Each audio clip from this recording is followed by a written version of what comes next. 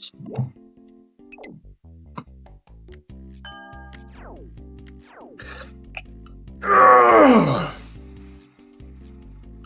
it going? I won't be long tonight. I'm just trying to hit the numbers.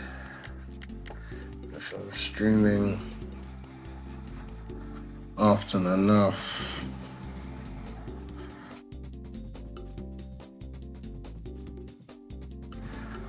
I really should get. It's because of the tinter shit, isn't it? Most likely. I see why I'm not doing it, but I probably should get a level 200 equip for like other attack.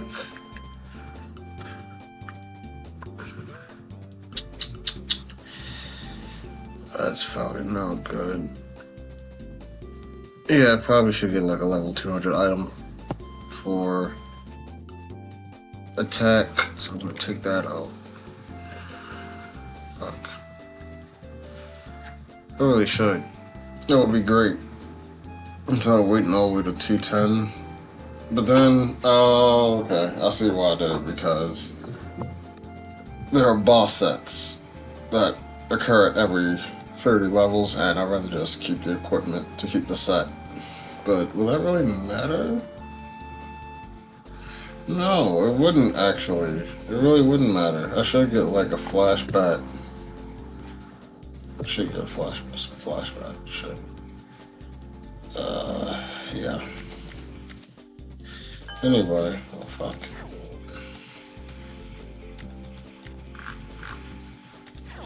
Anyway. Yeah. Let's throw that shit in there. And also throw this shit in here as well. These equips out of here. That shit back. Pat, yeah, Pat as well, yeah. Okay, keep everything fucking organized.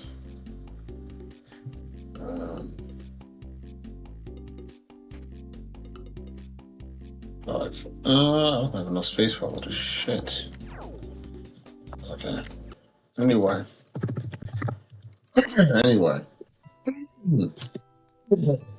Do you have any equips that I can use? Let me just go ahead and check you before we start watching. Probably not. I would have been taking them off. I can't imagine I would have kept items on this motherfucker at all.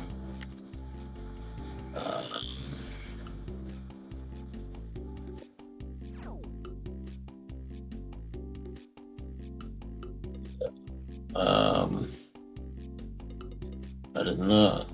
But we can take these. Take this shit. Put that over there. There's no reason why all that shit should stay on, you know? Yeah, get all of that shit all over there. All of that. Okay. Back to it. Alright.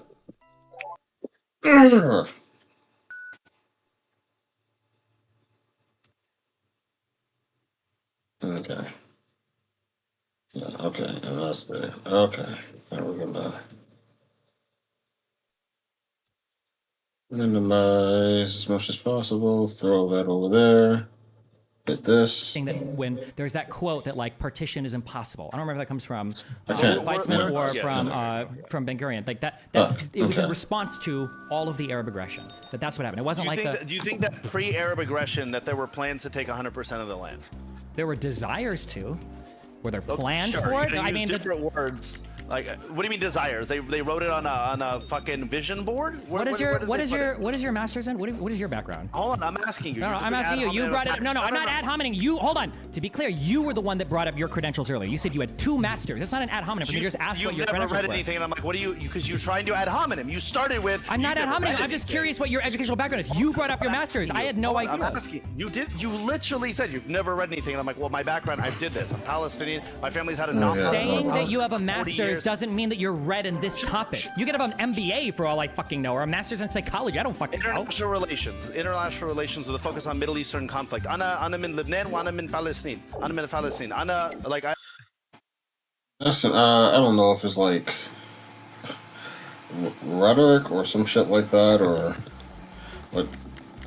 at this point, Destiny must understand that like the conversation's gotten so contentious that by like you can at this point you can't like a question like that is going to come off as hostile. Like even if like you don't mean it that way, we've already gotten to the point to where insults were thrown at each other, sarcasm and all of that. It's like the conversation's already like very. That's what I'm looking for. Combative, yes, but more, you know. I don't know. Oh, the fucking word. I think it starts with an A, but I'll remember it. But the conversation is way too combative for you to just like treat it normally at this point, to where you can say something. I don't understand what you're trying to argue. Okay, you don't speak Arabic. You don't speak Hebrew. That's great. You've told me you've read one book on the topic. Yep. And still know more than you about it. That's crazy how that works, huh? Jesus. Okay, what was your question? What was your question? I'm asking you very simply, and stop distracting and red herring. I'm asking you very simply. Yeah. There were aspirations. You said you changed the word, and you go, there's desires, wishes, fucking Aladdin's wish. I'm asking you very simply. Were there aspirations and goals for them to take over 100% of the land pre-1920, pre-1930? Yeah, probably pre-1900. Yes. Okay. Oh, look at that Coke bottle. Awesome. Have you read works on what they were doing to accomplish these things? Did it look like, from a logical standpoint, that they were headed towards that? With their plans, with their what they're actually doing, with their actions? Let me explain why this question is nonsense, and then I'll try to answer it anyway. You keep saying, wasn't it obvious that this was going to happen? It's not obvious. Retrospectively, we can say, well, yeah, this is what happened. Prospectively, that was their desire, yes. But they had a desire for that. The Ottoman Empire didn't have a desire to be on the losing side in World War I. Austria-Hungary didn't have a desire to break up. Hitler didn't have a desire to kill himself. Russia could have nuked them all. I get it. No, it doesn't. Nothing has to be that extreme. I'm saying that, yeah, the desire was to control a large portion. I don't know what they wanted their exact borders to be, but yeah, it was to control a pretty large portion of that area, yeah. Further than they want. Okay, listen. Okay, so that was pre-1910, correct? Yeah, probably. The early writings of the early Zionist people, yeah, Herzl and stuff. Okay, 1920, did they have that same sentiment? And were their actions reflecting the words that their aspirations? Yes. Okay, so could you logically think that now we have conditions for the revolts and things like that leading into 36 and 48 and all of those, correct? Yeah. Okay, so why do you argue and you keep trying to, like, I don't even know what you're doing where you're trying to just switch it and go like, well, like, yeah, they just changed their mind. And you're surprised that they're... I never said they just... What did I say? What did I say? I never said they just changed their mind. What did I say? You said based on external pressures or their... Yes. Sure, but that's not just changing your mind. It's in response to external things. We all logically can understand people change their mind for reasons. You're trying to... What? Yeah. What's the point of that argument? I will say two things. One, when someone says... you just changed your mind, the implication is that it was on a whim. Like it wasn't for a good, you just, it could be this thing and then another thing and who gives a fuck. So when you say this person just changed their mind, but you don't articulate the reason why, it implies that it's willy-nilly. Like, I feel like, doesn't everybody understand that? Like, unless this person is autistic like me. Like, I feel like I feel like I would understand that. Hey, why? Oh, I thought you said you were going to get pizza. Oh, well, I changed my mind. Or I thought that guy said he was going to fix your roof. Oh, well, he changed his mind. Like, it comes off like the person is like, they don't have a legit reason for it. It is opportunistic. That is what that comes off like. If you don't say, oh, I thought that person was going to change your roof. Oh, well, his wife said that that was the same night their child was having a soccer game, and she said if she missed one more game, it will be the end. Like, is that the same thing as just changing? Well, he changed your mind for a reason. Yeah, but you not saying that is like purposefully not giving the whole story. And on the flip side, Destiny needs to explain that in his research for the Israel-Palestine conflict, that he's seen multiple countries or multiple governments say a certain thing, but not actually follow through on it. So he needs to bridge the gap to where, like, it's almost like on the other guy's argument, it's kind of intuitive. Hey, we said we were going to do this thing. We have these sentiments, and then you see actions that align with those sentiments. Why wouldn't it be more for you to say like there needs to be something extra beyond that? And I guess because from Destiny's point of view, he's seen multiple times where governments or entities will say, well, this is what we're going to do, this is how we feel, and then they do not act on it. So in his opinion, you need more than just a sentiment. You need actual actions that do it. But I guess the other guy is saying that there are actions, and there's a dispute between if those actions are actually... The weird thing is like, it is really complicated because... Let's say I really want to kick somebody's ass. I really, really want to kick somebody's ass, right? And then that person walks up and punches me, and I beat the fuck out of them. I can say, yeah, I did want to beat them up. I had sentiments and ideas and thoughts of beating them up, but they attacked me first. But just like, at that point, it becomes like you can't parse it out. How much of it was self-defense and fighting somebody who hit you first versus that person's original sentiment to want to fight you? Like, is that, can you even separate that? I don't fucking know. Great, we all get that. Okay. But I'm saying that you're now arguing, you're going, no, they were fine with the partition plan. Yes. And there's no evidence to suggest that they wanted more after that. Well, I mean, no, they always, of course, they wanted more, but I think they would have accepted the partition plan if the surrounding states would have accepted it. And then they would have never pushed on further. Assuming they didn't have good provocation to, that would be my guess, yes. Can I read a paragraph to you? Sure, which book? Pompey. You mentioned him earlier. Yeah. Oh, okay. So now we're making a genetic fallacy? No. wait, hold on. What? Whoa, hold on. What did he say? Assuming they didn't have good provocation to, that would be my guess, yes. Can I read a paragraph to you? Sure, which book? Pompey. You mentioned him earlier. Oh, okay. So now we're making a genetic fallacy? All he said was yeah. Wait, hold on. Maybe I don't know enough. All he said was yeah. And now we got the... Hold on. No, he's just like the worst of the new scholars. But give me the quote. We can look at what he's referencing at least. So go ahead.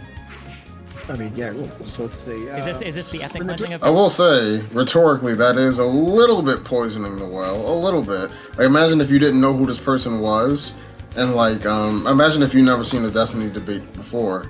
Okay, we got all the Coke bottles we need. Imagine if you never seen a Destiny debate before, you would almost look at that and be like, wow, this guy, whoever this guy is, Destiny already doesn't like him. I guess he's a bad historian. I guess or he's a bad journalist. He's a bad, whatever his credentials are. You're already going into it and thinking that this person is negative, or like this person doesn't know what the fuck they're talking about, or they misreport shit. Like that's the impression I get from his side and him saying he's like the worst or whatever he said. But Palestine, or which book is this? Yeah, it's in the beginning of that one. Okay, go ahead. When the British offered the Jewish community, and maybe he has good reason for that as well. I don't know, but it's just that is what is taking place here. A state in 1937, but over a much smaller portion of Palestine than they had in mind. Ben Gurion accepted the proposal as a good start, but he aspired to Jewish sovereignty over as much of Palestine as possible. He then swayed the Zionist leadership into accepting both his supreme authority and the fundamental notion that future statehood meant absolute Jewish domination. How to achieve such a purely Jewish state was also discussed under his guidance around 1937. Two magic words now emerged: force and opportunity. The Jewish state could only be won by force, but one had to wait for the opportune historical moment to come along in order to be able to deal militarily with the demographic reality on the ground.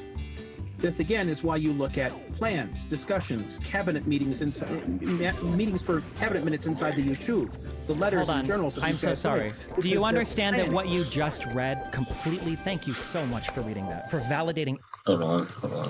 Opportune historical moment to come along in order to be able to deal militarily with the demographic reality on the ground. This again is why you look at plans, discussions, cabinet meetings, meetings for cabinet minutes inside the Yishuv, the letters and journals. I'm so sorry. Do you understand that what you just read completely? Thank you so much for reading that, for validating every single thing I just said. Thank you. Okay. So Pape says how to achieve such. Hold on. No. Let's read. Let's just read. I just want to read what you linked. Willing to accept partition. which directly contradicts what you said before. You said that they were willing to accept partition. This just said they weren't, and that Ben Gurion said that they weren't. And I've read. What were the two magic words? What were the two magic words? What were they? Force, that they would take it force, and? take it by force. Yep. And when the opportunity arises. And what was the opportunity? Which World War II and its shifting in global opinion helps. No. The opportunity was the Arab rejection of the Palestinians' partition plan. That was the opportunity. No, it's not. And even there, that would make no possible sense at all, because they already wanted all of it as of the 1890s. But they needed opportunity. That was the second thing. That's my entire thing. When I'm listening to this, it feels like can't both of them be correct? Can it both be that, like, I don't know, it just feels like what I'm hearing from both of them is are these mutually exclusive positions?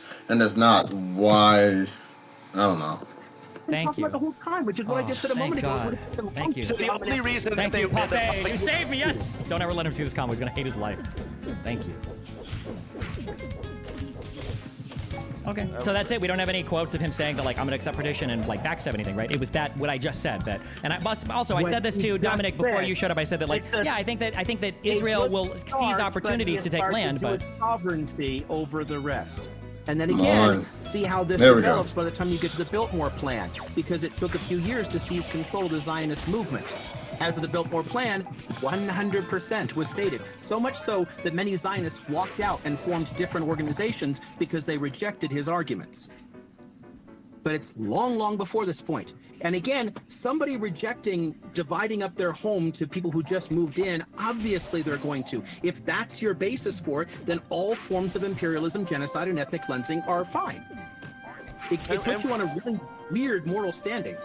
Yeah, it's not like we're talking about different people here, completely different people. Right here, Ben Gurion, right? The acceptance of a partition does not commit us to renounce Transjordan. One does not demand from anybody to give up his vision. We shall accept a state in the boundaries fixed today, but the boundaries of Zionist aspirations are the concern of the Jewish people, and no external factors will be able to limit them. Wait, what is this? Who is this from? Ben Gurion. From what year? This one's 1937 speech. There's a bunch more even later, but I'm just pulling up that one because that one's a very clear one. Okay. So the acceptance of our partition does not commit us, I'll read it again, not commit us to renounce Transjordan. One does not demand from anybody to give up his vision. We shall accept a state in the boundaries fixed today, but the boundaries of the Zionist aspiration are the concern of the Jewish people, and no external factor will be able to limit them. Yeah, that's a speech he's giving. Yeah, to his Jewish people, because he really wants to. But if you, but they always need. But they need the opportunity. The opportunity. Which they had. Yeah, by the Arabs going to war. Yes. But your thing is that the Arabs went to war in November of 1947. What? Is that what you're saying? The Arabs went to war in November of 1947? Yes, the rejection of the partition plan, and then Arab war against Israel basically gave them the opportunity, which is what he said he was waiting for. So you're saying the Arabs attacked for what reason? But again, that's contradicting to just basic histories. A lot of powers, like Egypt, held out until the very end because the Americans and other people were trying to negotiate some kind of, like, let's calm things back down here. By the time any Arab power declared war in May of 1948, 6 months had gone by in which 200,000 people had been forced over the border and into their countries, which is itself an act of war. If I force my population over the border into Mexico, it's a declaration of war against Mexico. It violates Mexican sovereignty. What do you think all the fucking people pushing to Transjordan and pushing to Lebanon and pushing to Egypt were? An act of war. Long before any Arab power declared war. Yeah, because war was already happening. Civil war was already erupting across the entire land because the Palestinians were going to war with the Jews after they rejected the partition plan. That is exactly what happened. And Zionists, by default, declared war against Arab states. No, they didn't declare war against... What are you talking about? No. Reading from Pape's book again. Leading Zionist figures not aired those views in public, but confided their thoughts only to their close associates or entered them into their diaries. One of them, Yosef Weitz, wrote in 1940, "It is our right to transfer the Arabs, and the Arabs should go." Ben Gurion himself, writing to his son in 1937, appeared convinced that this is the only course of action open to Zionism. The Arabs will have to go, but one needs an opportune moment for making it happen, such as war. The opportune moment came in 1948. No, it began in 1947 when they began I'm sorry, you might expelling disagree. I'm sorry, I was reading from Pape there, from the same book that you quoted. My bad if you disagree with him sometimes No, when he agrees with you. You're My bad. quoting something that just states what the opportunity was. Yes. Now he's explaining that it didn't just start in 1948. They were expelling Palestinians in 1947. It's because the war had already started. No, it wasn't small. There was a whole civil war that erupted after the rejection of the partition plan. A war they started. A war they started because the partition plan in the General Assembly gave them an opportunity. Hold on, wait. Let me just be clear. You're saying that in 47, Jews started the war because they accepted the partition plan? I'm saying they started shooting to take land that was not granted them by the partition plan. A partition plan, mind you, which never went into effect and had no legal force anyway. It was a General Assembly vote of principle that was meant to lead to later negotiations. Just basic fucking political science. General Assembly votes are not binding law on anybody. Only Security Council votes are. Sure, not even all Security Council votes are, but discuss whether or not fine. the principle of partition was acceptable to the international community, pursuant then to negotiations to figure out how that would happen. Who initiated the fighting? Yeah. Who I just told you. No. So wait. Zionists who chose that they would never be kept out of Jerusalem. The partition plan put Jerusalem in. Okay. Can you show me that? Can you show me? Where do you see this idea that, because I've always read that after the 47 war, or after the 47 rejection of the partition plan, it was mainly Arab violence that was happening towards the Jewish people. That's why in the beginning stages of that war, the Jews were definitely on the back foot and were not doing as well. What I've noticed about a lot of these, Israeli-Palestine conflict conversations is that it seems like 80% of the conversation isn't about it's about the facts, but it's about the facts insofar as which person can we say is in the wrong, and then like full stop, and then it's just like, okay, well now that you've agreed that they're in the wrong, we need to do this because they're the ones that's wrong, right? And it's just like it just feels really reductionist. Like, why is that like? It's a complicated issue where one side is doing this thing, another side is doing this thing. Doesn't necessarily mean each side is equal, but like you can't focus on one side doing something. It's like, oh, I'll punch this person. Why you punch them? Because they hit me with a frying pan. Or why they hit you with a frying pan? Because they threw me down the steps. Okay, well, why'd they throw you down the steps? Because I don't know, they put itching powder in my clothes or something like that. And I got a bad rash. Well, why do you do that? Because they had a cold and they sneezed in my drink. Okay, why'd you do that? Because they had an STD and it's just like, it doesn't, like, you can't just be like, well, clearly one person's in the right here. That's all we need to focus on. It's just like, that's not, why would you want to do that? It's just necessarily dishonest. If two or more parties are doing things that we would consider immoral on their own, but it's been going back and forth for a long time. You can't just be like, only one person is wrong. It's just like, that's okay. In that war until they started to ship and worship. What? It's very basic textbook stuff. The push up to Jerusalem and the push into the northern Galilee took territory that was not granted them in the UN partition plan. That was the point. Tensions were rising throughout that period, and they were pushing people out because they did not want that land. And negotiations, again, never happened. There was no process to take it beyond that statement of principles in the General Assembly, and Palestinians were never even invited into the discussions. No partition actually went into effect or was produced legally at all. The idea came out. Arabs and Muslims said fuck no. Zionists said fuck no, and everyone. No, don't say Zionists said fuck no, because Zionists agreed. Israel agreed to the partition plan. The Arabs rejected it, and after they rejected it, they began engaging in violence against the Jewish people because they were super ass-mad. Yeah, that's exactly what happened. Cool. Yeah. So then, attacks right away in 1947 by Zionist paramilitaries on Palestinians suggest that they accepted the partition plan. That's brilliant. That was in response to Arabs that were starting to ambush buses and stuff. The Germans totally accepted the principle of peace with Poland permanently as the Wehrmacht rolled into Poland. We accept peace with Poland forever. That's what you're saying. You can't say I accept partition and then send a militia into a village and shoot people. That's not how that works. What do you think? What do you think was the first? What do you think was the first big attack after the partition plan, after Resolution 181? Do you think it was by Arabs or Jews? See if they answer the question. Do you think this would be important to know if you staked out such an unbelievably strong position on it? You said it was paramilitaries. Which one? Did the Irgun? Did the Leahy? Who went in and started murdering Arabs for no reason? Who were the first attacks? And attacks by Palestinians happened. I'm well aware of them. I literally teach them every year. What I'm not interested in is a bunch of like high school gift-galloping bullshit. You okay? All right. I mean, your approach to this rhetorically is weaker than fucking Ben Shapiro. No, the approach rhetorically is only weak because both of you were just screaming me the whole time. But you like push for facts. It's just crazy. There's so much education in this room. 2 masters and a PhD and not a single fucking source on any claim. What the fuck do you guys do in school all day? I thought this is what you wrote papers on. It's unbelievable to me. You don't take notes. You don't have annotation. You don't have papers. You don't have a single fucking. That's insane to me. That's wild to me. That's so wild to me. It's so depressing. Destiny, Not a single sword. Oh look, not a single sword. Oh. Hello. A book is not a sword. Is that what you do? I'm sorry. Are you David Irving now? What you just cite an entire fucking book and that's your source for a thing? That's insane to me. You did that earlier and now you're bullshit. I'm not a historian. I'm a YouTube retard. I've got notes on a fucking file. I can point you to books that I've read. You guys are the ones with 2 masters and the PhD. That's why I'm asking for the source for the information. They say. If you look, you are telling me that you will not accept what historians understand of the text. You are completely ignoring my summary of the text. So what can I do? I can give you the text. You can either read the book, listen to me, or do the primary research yourself. Those are your 3 choices. Give me one passage that's going to prove your entire point.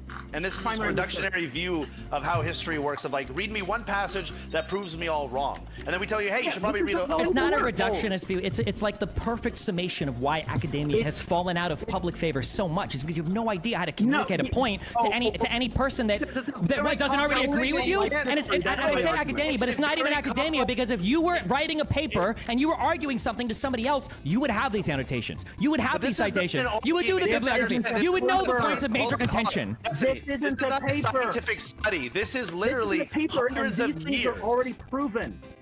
This isn't a paper, and these things are already fucking proven. The documents are already published. You can read them. You can listen to a historian. You're not pointing me to any documents. You're saying read a whole book. It's got to have it. Yeah, well, maybe I don't dance to your tunes. Maybe if you want to pay me to pull out citations, I'll write you a paper. Pay me for my fucking time. You want to pay me for my time and expertise? Cool, I'll do it. You're already getting paid. Aren't you a PhD? You get paid by the university to do this research. What the fuck? That's it. But then let's just make a deal then. If he pulls out the citations, let's bet money on it. I'll put 10 grand on the line. We'll bet money on it. And you put 10 grand. Whoever loses, we give him the money on the citation. I'm not putting. No, why the fuck? Why the fuck would I put money on the line? Because I'm not even the one that's staking the stronger claim here. You guys are the ones that have brought up your educational background. Unequivocally, you're denying it. If you said, I'm not really sure about that, I'll read more into it, that's a different claim. You're denying it unequivocally. Put 10 grand down on the line. I haven't. I said I've never. That's not. Oh, wait, hold on. No, that's not. No. Because if someone is making a claim and I say, I reject that claim completely, that is not an assertion that your claim is false. That's an assertion that you have not demonstrated that is true. No.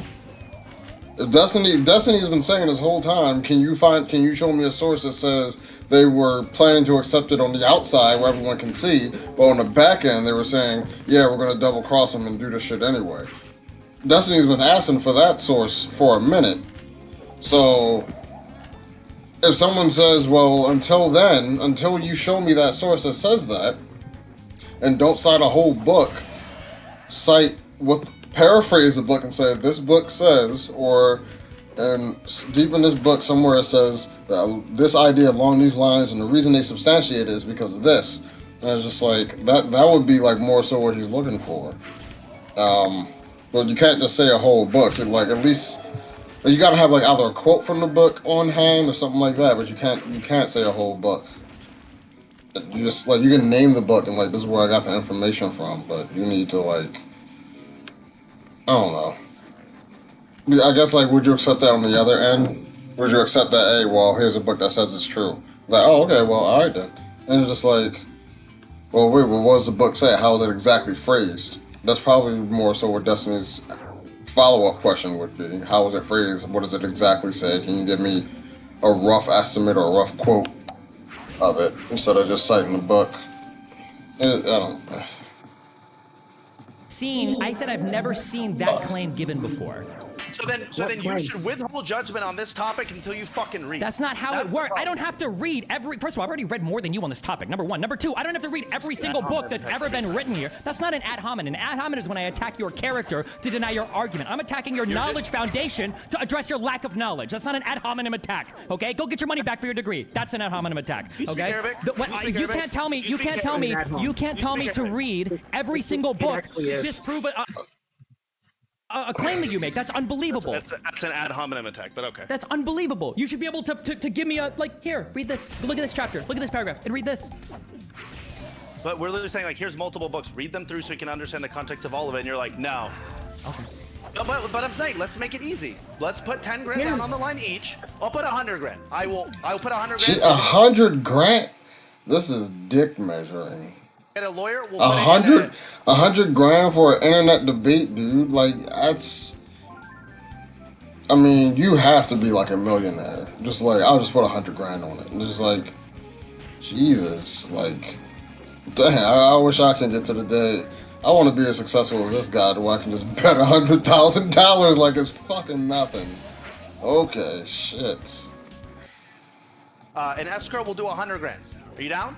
Yeah, if you give me 100, if you give me 50 to 1, I'll do it. Since you're so confident, okay? I'll do 2 grand against your 100 grand. 50 to 1. You're very confident. You sound like you're so confident about your idea. Now you're switching it because you're scared. Why I'm not switching it because I'm scared. You're posturing. This is an academic question. Why the fuck are we putting money on this? If you got 100 grand to throw around, why don't you go donate it to fucking UNRWA or some shit? Like, do something with your money. Help your people, okay? Jesus. Then wouldn't your logic be to withhold judgment on the topic until you actually read that, especially this particular point of it? Oh, this isn't all these books. I mean, this is the stuff I've been saying is just standard boilerplate. I can't believe an academic is using Reddit arguments. I can't believe this. I would have killed myself. You're an academic. Cite something. That's your fucking job. Your job is not to say read a lot of books. Any random retard on YouTube can do that. You're an embarrassment. Holy shit. Hold on. Jesus Christ. He read, not only pulled out books and read passages, he's also shown multiple books. That's not a thing. Are we 9 years? What? I was laughing. What is that? You're an embarrassment. Holy shit. Hold on. Jesus Christ. He read, not only pulled out books and read passages, he's also shown multiple books. That's not a thing. Are we 9 years old? Look at my phone. It's on the internet somewhere. That's not an argument. Hold on, but you just did that earlier. You know what? You're right. Hold on. 1 second. Hold on. You just did that earlier and did that. Yes. This is a contradiction of saying, oh, are you 9 years old? And then when we point him out, he goes, well, I'm just a YouTuber, so I'm allowed to do that. Actually, I've got counter arguments. These are my books. I disagree. I counter your arguments. There you go. Read all of these and then come back and argue with me, okay? There. Boom. I win. Hold on. He read a passage. I read a quote. Your passage agreed with me. So now I've got 2 books. I go grab more if you want. We can pull all our books out, okay, if you want. Okay, so you go read your... Yo, it did. It agreed with me. It said that Jews... My initial position was that Jewish people wouldn't be able to expand their territory without the opportunity. And that opportunity was Arab aggression. And that's what happened. And that's why the passage he read from Pape, who's going to be the historian most likely to agree with him, said that they waited for 2 opportunities. See, this is a misinterpretation that happened. It said opportunity and it stopped there. You then jumped and made the assumption of the revolt and saying that's why. I did. I continued reading in the same book. I'm literally looking at the cleansing of Palestine. It's easy. I can read words in English. I know I only know 1 language here, so it puts me at a disadvantage, but English I've got down pretty well. Apparently not. I mean, I'm going to obviously disagree because you said something was directly false and contradicted by the passage I read, and then you beat your chest and said it defended you. So because it did. Because it showed that they needed the opportunity, and it couldn't just randomly. The opportunity. We're not disagreeing with the opportunity. What was the opportunity? And then you're just going. It was the Arab aggression with no citations for that, no action, and we're trying to say no. There's actually. Oh, okay. I see what the argument is. They're saying, Destiny, we agree that the thing says it needs we need a opportunity. What is your evidence that this was the opportunity in particular, which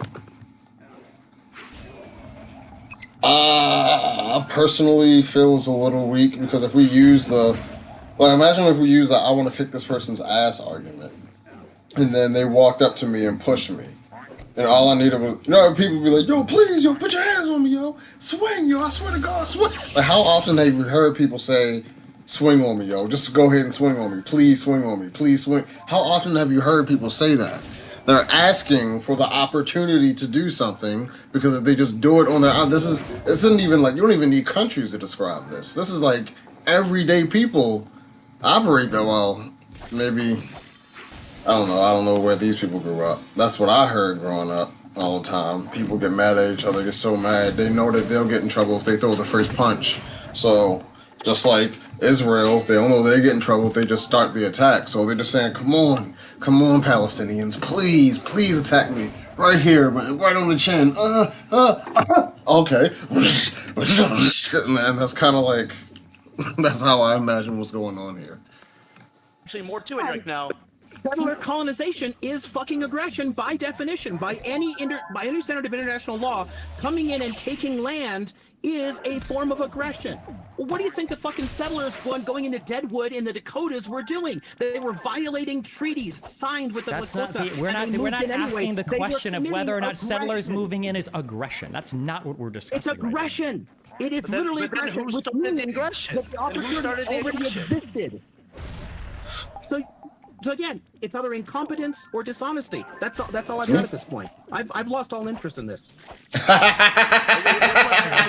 And also, hold on. I'm sorry. Wait, I am learning from this. Okay, thank you. Even through recommending Pope's book. So you kept saying were the Palestinians part of those negotiations, and you said that was a bad thing, right? That they weren't part of the negotiations. Is that what you said? No one ever intended to create a Palestinian state. Hold on. I'm sorry. Let me ask the question. Jeez, we have. Yeah, like that was weird. Like, what? I feel like it is that thing where like you ask a person a question and like their brain is so ready to disagree with you that they'd rather not even engage with your question, because if they engage with your question, it means it might go somewhere that they don't like. So they just kind of like try to head off your like question or answer or whatever with something else, and it's just like, why not just answer the question? It comes off as dishonest when you can't answer. Hey, you said this was wrong. Like, you didn't like this aspect earlier in the conversation, right? Like, you said, like, this shouldn't have been this way, right?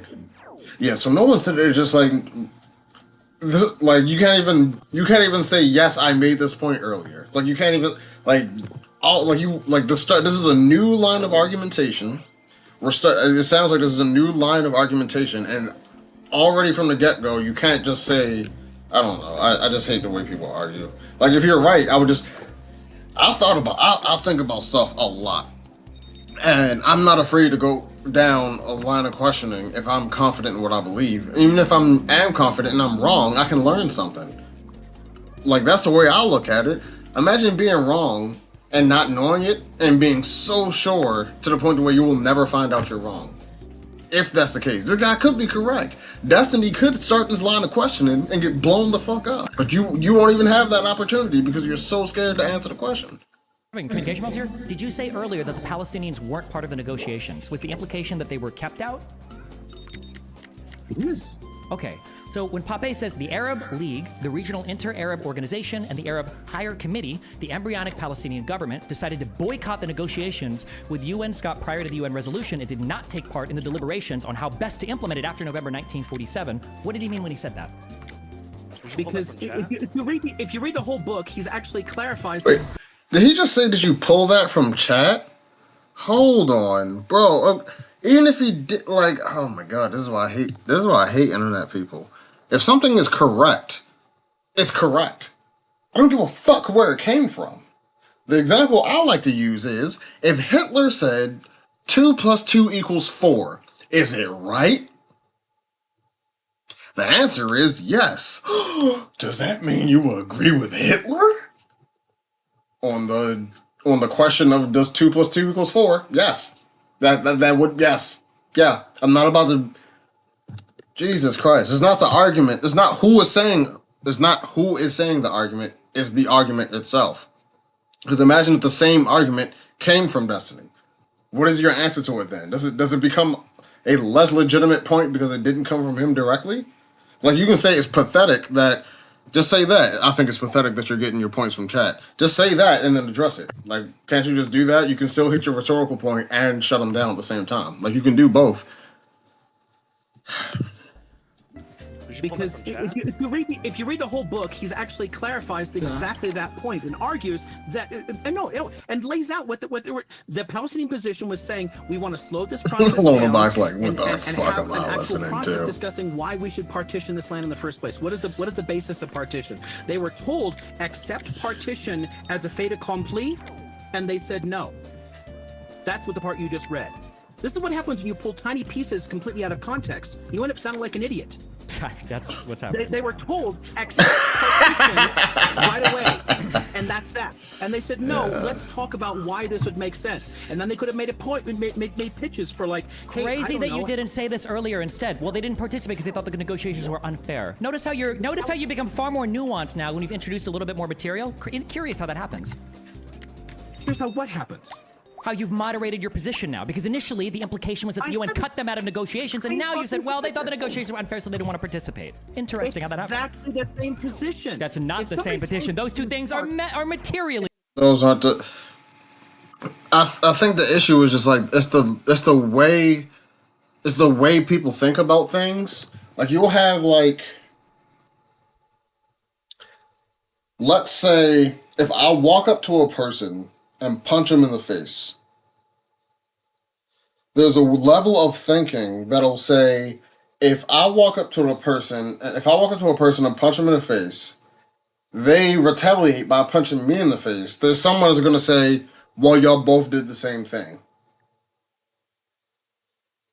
Kinda, but the dynamics of who's the aggressor in this situation who am I punching, first of all? Because let's say you have like a 7-year-old little kid that punches me in the leg with all his might, and I'm a 28-year-old man, and I'm just like, this kid is the aggressor, he started it, everyone will still look at me like I'm crazy. So you can't just, there's different like details, so where like it'll completely change. You can't just be like, two humans punched each other. Oh, is it wrong when the other person does it? Depending on what the fuck is happening, yes. Yes, exactly. Yes, absolutely. So if you want to say these people were not included in the negotiations, if you don't express why they weren't included in the negotiations, it'll sound like they're kicked out. And if someone says, okay, well, here's the reason they weren't involved in those negotiations, you can't be like, okay, well, it's the same thing. No, it's not. No, it's not. It's not the same thing. Killing someone in self-defense is not the same thing as killing someone because they looked at you funny. Well, you killed someone in both scenarios. It's just like different things, substantially different things. If someone tells you from the start that we do not want to discuss your argument at all, what's your answer? Show up anyway? That's fine. Then say that they didn't partake because they didn't want to be involved. They didn't think it was a fair conversation, not because they were kept out. Right now, you're not being. But why didn't they want to partake? Because they wouldn't have accepted any Jewish state there. They didn't want any Jewish state. That's why. Yes, that is why. It's the opposite. No, they wouldn't have accepted any Jewish. Hold on. Wait. So your position is you think that the Arabs there would have accepted a Jewish state? Dominic, on that they're not going to answer. Thank you. Okay. They don't want a Jewish state. Why the fuck would anyone accept a state? What they wanted was a Palestine. Okay, but if you say, yes, they don't want a Jewish state, you're saying the reason they didn't accept it is because of this. Like, just say, why not just say that then? Like, they didn't, I don't know.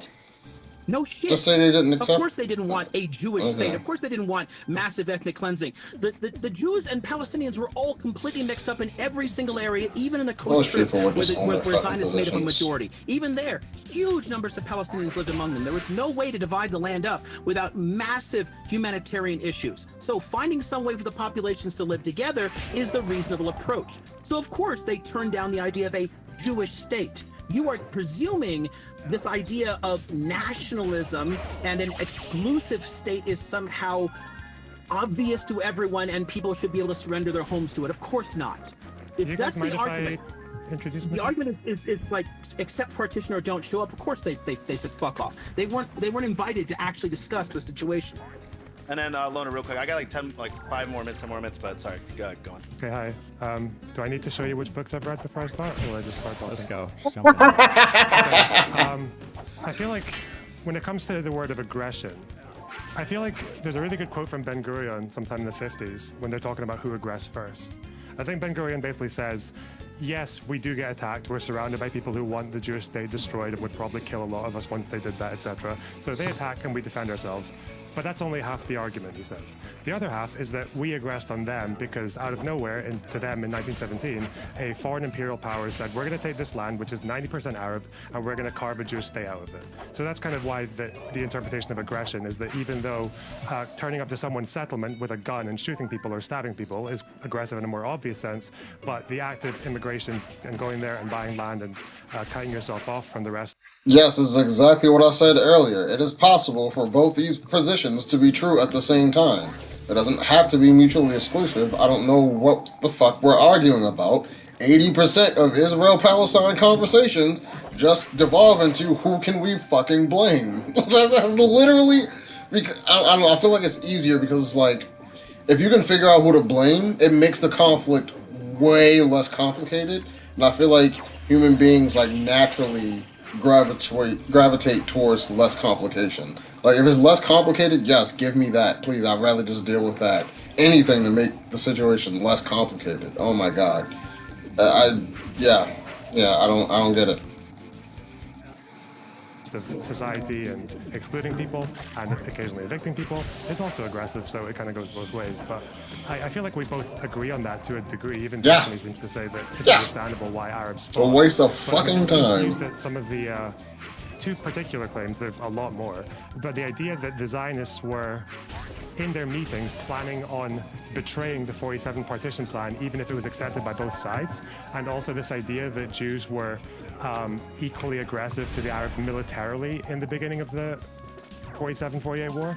I feel like neither of these claims are like plausible. Well, the first one was the Ben Gurion quote that I read, which he basically stated, and this was earlier on, so the professor can talk a little bit something closer to it, where he stated that they will accept a partition in the state given, but that their aspirations for a larger Zionist state would continue and nothing would stop them. Yeah. I know exactly what you're talking. You're talking about in reference to the 37 partition plan, where they say it does sound pretty insincere. Like they don't really. Which not even that too. Yeah, okay. And there's multiple. But the problem is, all the way I know what you're saying, but the problem is that as far as I've read, I don't think I've ever seen the same deliberations being made in the 47 partition plan. These are different partition plans. In 36-37, they're offered 20% of the land. In 47-48, they're offered 55% of the land. And that's why applying a 37 quote to 47 is fairly unfair, because I don't see why you would do that. They were offered different solutions. But it didn't matter, because he said regardless of the solution, we don't care if we get 90%. We want 100. He said that multiple times. You can't say like, well, that was an old quote. He's a changed man. He said very clearly. I'm not talking about. Sure. Well, also wait. Also, just as a real quick in response to that, okay? Because now I'm reading. Now we've got Pape's book open, so I'll read this from a chapter later. Okay. It is clear, therefore, that the rejection or acceptance of the plan by the Palestinians would not have changed Ben Gurion's assessment of the plan's deficiencies, where he was concerned, because they wanted more land. For him and his friends at the top of the Zionist hierarchy, a valid Jewish state meant a state that stretched over most of Palestine and allowed for no more than a tiny number of Palestinians, if any at all, to be included. Similarly, Ben Gurion was unfazed by the resolution's call that Jerusalem be turned into an international city. He was determined to make that entire city his Jewish capital. That in the end he failed to do so was only because of complications and disagreements arising in the Jordanian Jewish negotiations over the future of the country and the city, of which more is said later. So it looks like negotiations and other people's plans can actually put a halt on Jewish plans, and I'm quoting from your book here. No one's saying it's not going to stop it for a couple of years. That is what you... No, stop. That is what you said. You said that exactly. You said that nothing was going to stop it over and over and over and over again. Yes. That's what you said. Hold on. You're arguing semantics. Do you think that someone can say, you know what, as of right now, we're going to take a break on that? And that means that they're going to stop it forever. The problem is you're making it sound like the plan from the Zionists was to accept the partition plan and then go to war and invade anyway, regardless of what the Arab leaders did. Not just war. It could be come in many different ways. What they said. Are you saying regardless of what the Arabs did? So if the Arabs accept the partition plan, you think the Zionists would have invaded anyway? Yes. You have no source for that, to be clear. Because Pape, again, in this one book, the expected... Let him finish. Let him finish. I've read a bunch of the books he writes, like Earth, Outrageous Victims, even in the... Loner, I just want to hear his response. In the Atlantic of Palestine, that is not there. There is no Zionist meetings in 47 saying that if the Arabs accept the partition plan, we'll invade them anyway. They're never saying no. I want to hear his response. Actually, in one of the books you mentioned, it does describe exactly that. And actually, Pape continues that in his Biggest Prison on Earth with a lot of the later stuff there.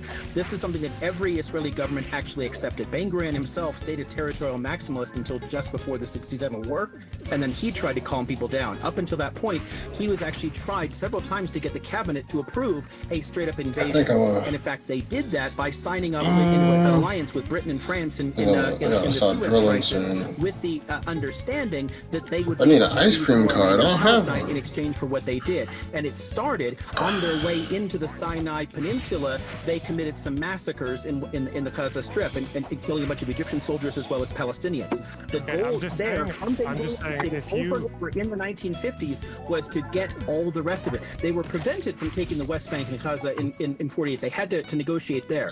The plan was there always to go back. Whether you can do something all at once or not is not the point here. And again, just okay, so very first scholarly article I find, pulling up these terms here in the abstract here, the UN partition plan divided Palestine into Jewish and Arab states, with Jerusalem designated an international city.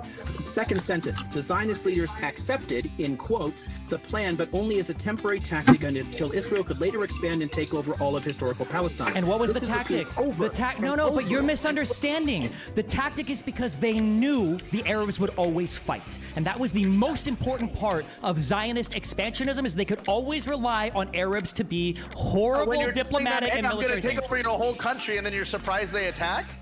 No, I'm saying that if they wouldn't have attacked, hold on, again, another paragraph. The expected Arab and Palestinian rejection of the plan allowed Ben-Gurion and the Zionist leadership to claim that the UN plan was a dead letter the day it was accepted, apart, of course, from the clauses that recognize the legality of the Jewish state in Palestine. The goal wasn't to violate the plan, as you keep repeating over and over again. The idea was, we know the Arabs will never accept it. They're always going to fight and try to kill us. So, boom, that's the opportunity from that two parts that you mentioned. Your argument is, if they didn't attack, the Israelis would go, that is correct. We're good. That is exactly correct. And that's why, hold on. No, wait. No, you rambled. That's why when Liam brought up the Suez crisis in 56, guess what eventually turned the Israelis around? It wasn't the military prowess of the Egyptian army. It was the United States telling them to f*** off, and that what they were doing was stupid. And that's why they walked back. So yes, they do respond to political pressure. It's a level 200, so my weight can go up. I will say, having read these books again, like, okay, what's my drill? Claim in any of these books, you can find like a 2-second Google search. If you have a claim which is as big as the Zionists were planning, do I have a drill in here? Recorded meetings, them saying we're going to invade the Arab countries, even like the rest of Palestine, even if the partition plan is accepted, that would be easy to find in 2 or 3 seconds. There's a reason everyone always cites the 37 partition quote. It's because the 47 one is not there. Next one, when you're talking about the aggression, I'm sorry, this idea about the Zionists being like the aggressors militarily in November, December, January, are you kidding? For those who don't know Lonerbox is like a fucking history encyclopedia. I've seen him in conversations about what is it? About Israel, Palestine, about Russia, Ukraine. This guy is like a history buff.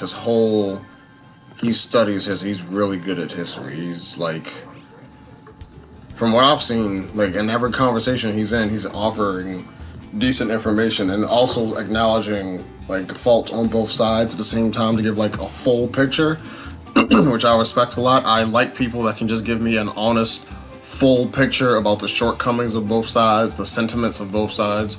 That way I can be like, oh, okay, so this is kind of what happened. I can see why these people would be pissed off, but I can also see why these people would be like ready to go to war. Like I can piece together the story instead of just be like, wow, well, one side they're really fucking evil, and it's just like how like I enjoy that. So thank you. Thank you to Lonerbox for that.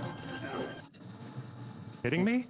Do you want me to read you a quote again, like talking about how that's just not the case at all? The Haganah were on the defensive all the way until April when they got arms from Czechoslovakia. What was happening before that? I don't think there was any like ethnic cleansings of villages in December, January, February, unless you can point me to anything. Jerusalem, you mentioned the attack on Jerusalem, Liam. Yeah, the siege of was by the Arabs at the beginning because the people regularly sent in.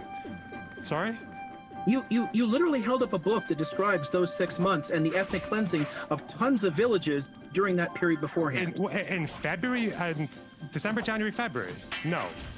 Before May, 200,000 people had already been pushed over in a book that you held up. I told you the Haganah were on the defensive from December until April.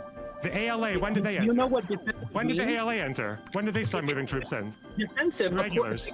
You're referring to like plans Beta or Gimel, or Gimel. Then you're referring to the fact that they authorized themselves to go in on reprisal raids if anybody from a village had attacked them. Then they could go in and clear that village out.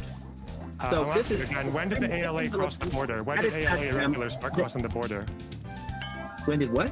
When did ALA irregulars start crossing the border? I don't remember the month for that. It was January. But you earlier in this debate, people can rewind it if they want, or can clip also like, isn't it- you said that you made it sound like the aggression from the Haganah was immediately after November. No, it wasn't. They were on the defensive. The beginning of that war for the first 4 or 5 months was convoys getting attacked and the block and the roads And cities getting completely cut off. being Yep. blocked. Yep. So I don't know where you're getting that from. That's otherworldly. Yeah. Otherworldly. What a statement. Yeah, That's that otherworldly. was in the context of a civil war. It wasn't just like that didn't happen in peacetime. That's why I don't it's think anyone irritating when the believes that, no? Nakba, we say like, oh, the Nakba started in 47. And it's like, well, what preceded that? And then the answer is, well, there was Jewish violence from 1920 to all of a sudden the time frames become so large whenever we're talking about Palestinian violence. Okay, so Haganah on the defensive, right? The Al-Qisas raid. Is this which one's Al-Qisas? 18 December 1947, authorized by Yigal Allon. Is this the one village before like March, April? The one? No, there still are attacks in Like, January. there's so many enemies. You said not before that point. So I You said that one they in were December. aggressing. I You hate said that they were traveling higher aggressing places. on. Going into a Partition village in the middle of the territories. night and blowing up houses with people inside is an act of aggression. If I were blow up talking- a house with a family while they're asleep, You were How- talking how- about attacks on Arab territories within the Arab part of the partition plan. I think there was one. I think before either March or April, there was one village where there was an attack and people were expelled. One. okay, no, but all right, What do you mean no? no, that's not accurate. Okay. Destroyed, fucking annihilated. And it's clearly not accurate according to a book that you held up. So do you not put So so if on the reading from the basis birth of the that you're Palestinian looking at refugee the basis of problem, books the that are Haganah and stayed then on the defend defensive. Oh defense. shit. The Haganah stayed on the defensive, wishing not to annoy the British while they reorganized and armed for war. It knew that the real challenge would be posed not by the Palestinians, but by the armies of the surrounding states. Until the end of January 48, neither side had the upper hand. But in February and March, Arab ambushers inflicted major defeats on Haganah convoys along the roads, especially between Tel Aviv and Jerusalem. It appeared Which the is why I Yishuv gave you an besieged example Jewish of Jerusalem. Haganah in December. I'm asking you, but that seems like there's only one. We're talking about the bulk of the aggression. Do you think the Haganah were mostly on the defensive or the aggressive until April? You who was laughing. Can you answer that question? No.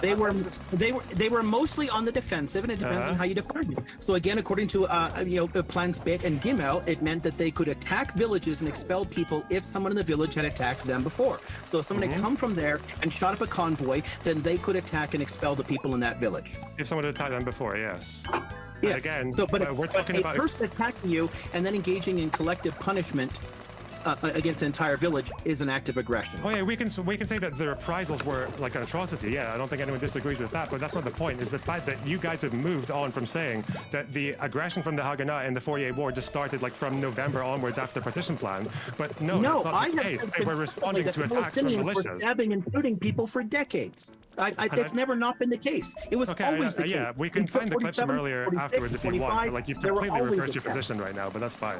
No, he said I that think also when you said multiple that, times. He said well, that when you said Jerusalem was you under attack from the mischaracterized my Jews. position repeatedly. Yeah, I know. You've said that multiple times, but it's fine.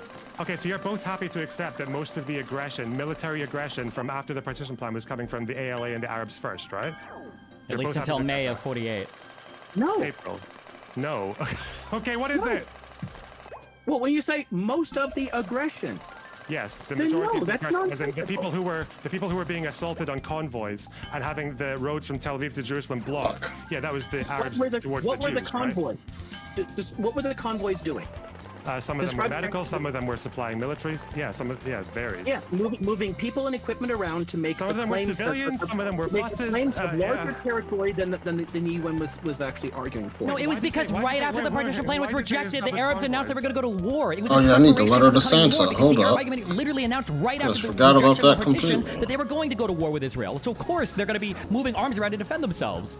Also, why were All those convoys kids. armed? Why did they armor the convoys? Was that just an immediate thing, or was it maybe because of previous things that happened to convoys that were not armed? No, it's because obviously people opposed to settlers taking their territory. Obviously, Palestinians were shooting at them. Okay, that's military. That would be military aggression. Yes, but that's the point. Is you keep on moving towards. First of all, because you keep on playing fast and loose with first of all trying to act as if the aggression in the 48 war was equal on both sides from the beginning, which it absolutely wasn't from after the partition plan. But then every time you're moved into that corner, you're like, oh yeah, but they were fighting against settler colonialism. So you can say it was fine. You can say it was justified for the ALA to move in and for people to attack these Jewish convoys and to attack these Jewish buses and settlements. You can say it was justified and it's understandable, but that's a different claim from what you were making earlier.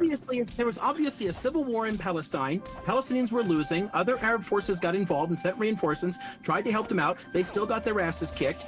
It was obviously based on a Zionist claim to the territory and Palestinians resisting it. Obviously, Palestinians resisted it for the same reason that the Lakota should have been shooting at Americans.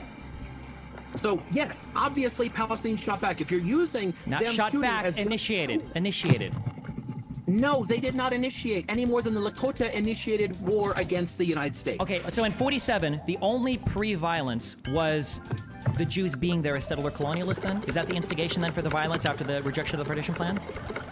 And seizing land and expelling people and raping people. Not expelling, and raping people okay. And everything else. Okay. I mean, there's tons of violence involved in this. The colonization process was not completely free of violence. And a lot of the violence visited against Palestinians during the 36 uprising was actually carried out by Zionists as well. Haganah collaborated extensively with the Brits in that. With a double agenda, they were stealing weapons and training and whatnot. What I've noticed about people is what they tend to do is whenever it's usually when they're arguing in favor of a certain side, they will minimize all the things that their side does, and to the point to where they can't just acknowledge that this group did this thing before, like in the middle of their acknowledgement, they have to say, well, you need to understand that this was going on, this was going on, this was going on. And it's just like, if you were to do that on the other side, do you do that on the other side? Well, you need to understand, like, this is what they were experiencing, and the reason they felt this way because of that. Like, if you don't do that on the other side, and you only do that for the side you agree with, it just, in my opinion, comes off as dishonest. It's not like, there's like every reason and justification and like charitability and moral understanding, all that. Like, you don't have that same, just, or at least be like the reason. Well, I guess you would say I did say that because the Jewish people were the ones, or the Jews were the ones coming into a land that wasn't theirs. So because of that, I'm kind of like, and I feel like if that's the case, I wouldn't argue for anything. I would just be like, hey, you came here and you tried to make a country here. Fuck around and find out. If you get fucked up, you get fucked up. I would just say that. I wouldn't even try to have any other argument if that's the case. Why not just say that? Like, if that's the bedrock of your position, just keep arguing that point and like argue on those grounds. Not for the later fight, but they were collaborating in that and working with the British colonial authority. So the Palestinians felt themselves as colonized by two people at the same time, two forces, and didn't like either of them. So of course they're going to fight back. I mean, arguing that shooting back at people who are moving into a territory with the intent of seizing it is dishonest. If they were intent on staying Palestinians and accepting Palestinian citizenship and being Palestinian, there would not have been basis for a problem, and I would be blaming the Palestinians for all of this if they fought anyway. So it should have been an Arab majority state. So you think it should be an Arab majority state with Jews or minority that the Jews could have accepted, right? Jewish Palestinians. That's what they're doing. Yeah. The Zionist movement had accepted being Jews within Palestine, then the blame for this would be on the fault of the Palestinians if they initiated combat. The fact that we have decades of statements from Zionists claiming that they are going to expel people and seize the land, you think Palestinians weren't literate? You think it would have been... You think it would have been okay? So you think the solution would have been to have a single Palestinian state under the leadership of al-Husseini, because he would have been the leader? No, obviously not. No, a Nazi recruiter. Yeah. No, and the Brits put him in that position anyway. No, I mean obviously. Well, the Brits put him in that position, but he was popular. He was a pretty popular guy. He was the leader of he was the leader of the Arab Higher Committee. He wasn't like a nobody. They didn't just take him out of nowhere. He was a popular political figure. Nobody, yes, but that has nothing to do with anything. Fuck him and fuck Ben Gurion. You understand that al-Husseini would have been the leader of the state.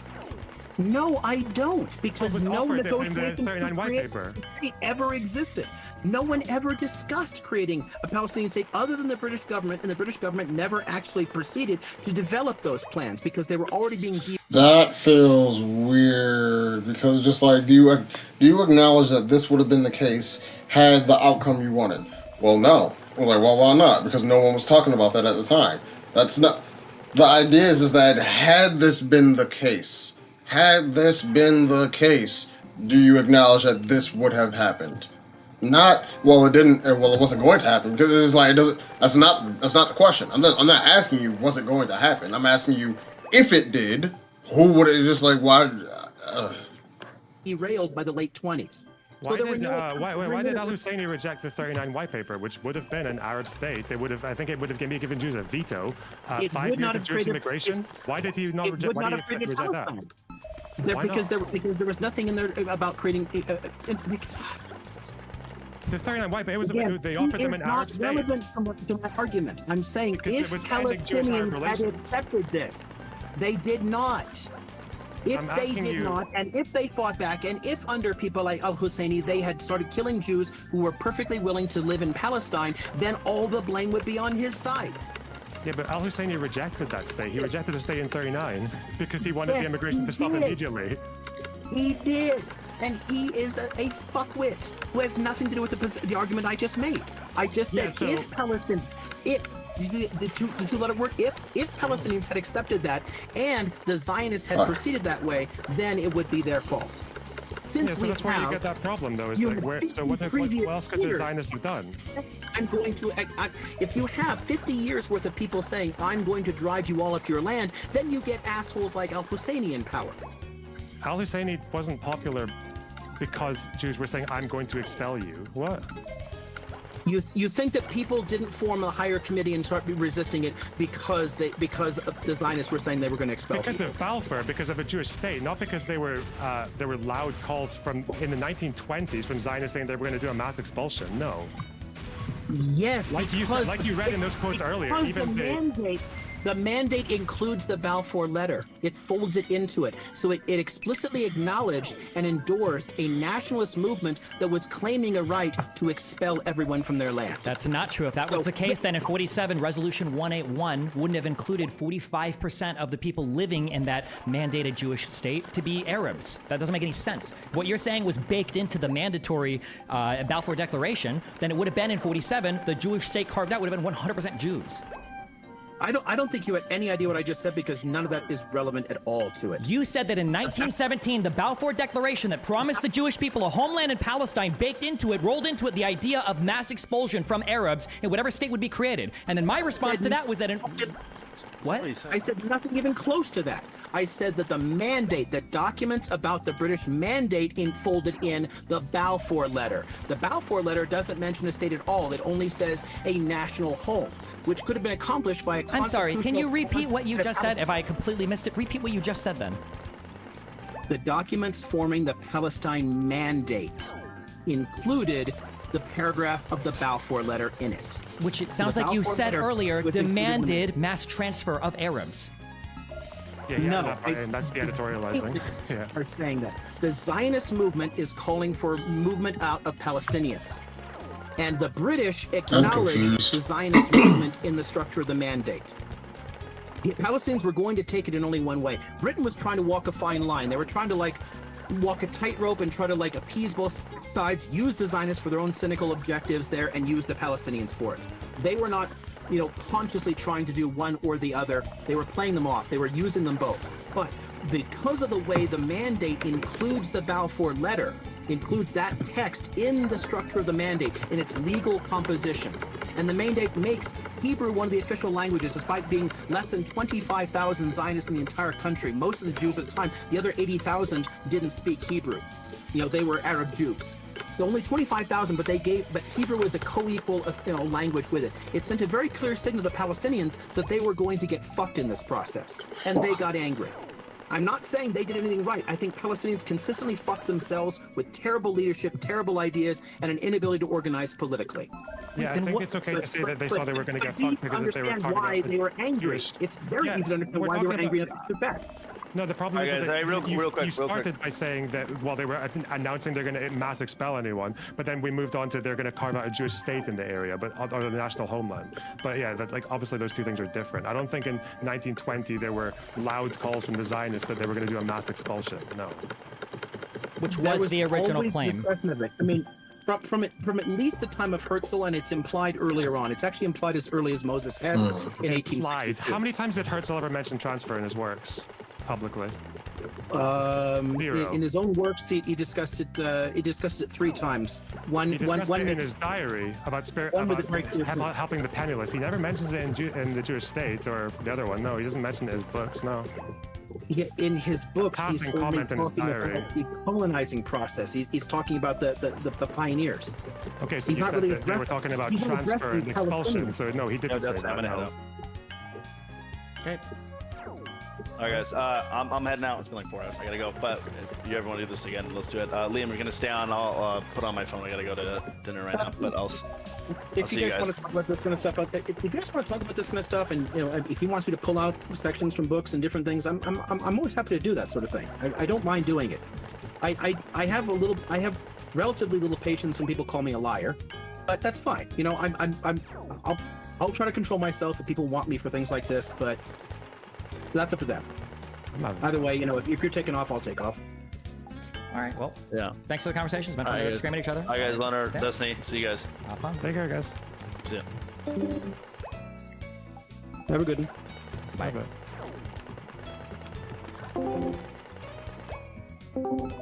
Hey. Holy shit. It's all right. This is why I wanted, I was hoping that the debate between Finkelmuin and then Benny Morris, I guess, would look more similar to me. But I feel like the thing that drives me crazy about this is I truly feel like the Arab side of history is like completely rewritten every time people discuss this. And it's so frustrating because I think we agree on this, that there are valid criticisms of pre-Israel and definitely post-Israel Zionist behavior, but these people operate in an entirely factually different world, and it is so fucking frustrating. Holy shit. Yeah, I feel like a lot of it is I don't know what you call. I think a lot of it is the idea that depending on what it's funny because it's fucking hypocritical actually. Now that I think about it, the other guy was saying that the same thing, despite the details, where it was the same thing. You're adding extra details, definitely. It's still this thing, regardless of what you want to call it. And it's just but on the flip side, you're looking at actions that one side is doing not as critically because you see them as the victims in the situation. So you're literally doing the thing where it's two sides are doing something, but one is obviously the defenders, so you're not looking at them with the same critical lens. You're not looking at them as judgmentally, if that's a word. Yeah, that's where it comes from. So it's just every fact that you read on this history, you're going to be your brain is already narrativizing it in a way that if these people are doing it, it's out of combat, it's out of a defensive aggression. They're the victims. Someone's aggressing on them, they are responding to something. And when every action that you do is a response to something else, it kind of removes the response, the blame off of you. Well, of course they did this. This happened. Well, of course they did. Wouldn't you do the same thing? You heard that type of language in the debate as well. Call this technique in arguments, but it's when people basically use poetry. right? Like where their interpretation of every word is so loose and selective. So when we talk about the majority of the aggression from the 47 partition plan onwards came from the Arabs, like I'm clearly talking about military actions, like militias attacking locations and convoys, but it's like, but what about all the aggression of the Balfour Declaration and the settlement of the Jewish state? I'm like, okay, well, fuck me. What can we? When people start to play fast and loose with, especially because the timelines are pretty essential, and this idea that sometimes timelines are incredibly important, and then other timelines are like, who enacted violence in 47, first, and it's like, well, what do you mean first? Like Jews enacted violence in the 20s in this one time, and it's like, wait, why? Like the broadening and the narrowing of the time span, and then the claims that are made and extrapolated from, like. There are valid claims. I think there are even defensible claims you might be able to make from the pro-Arab side, where you say even if the Arabs would have been partners for peace, I think that Israel still would have been a bad faith partner, that they would have attempted to instigate things. Like, I think that's probably an argument that you can make. But when you start with, well, the Arabs just, didn't have any choice but to do anything, and Israel was always going to conquer all the fucking land, and it's like, how can you possibly say this? And then this guy's a PhD historian, and he's like confidently asserting to me this massive historical counterfactual that he's saying 100% would have happened. Like, how the fuck could you possibly know that?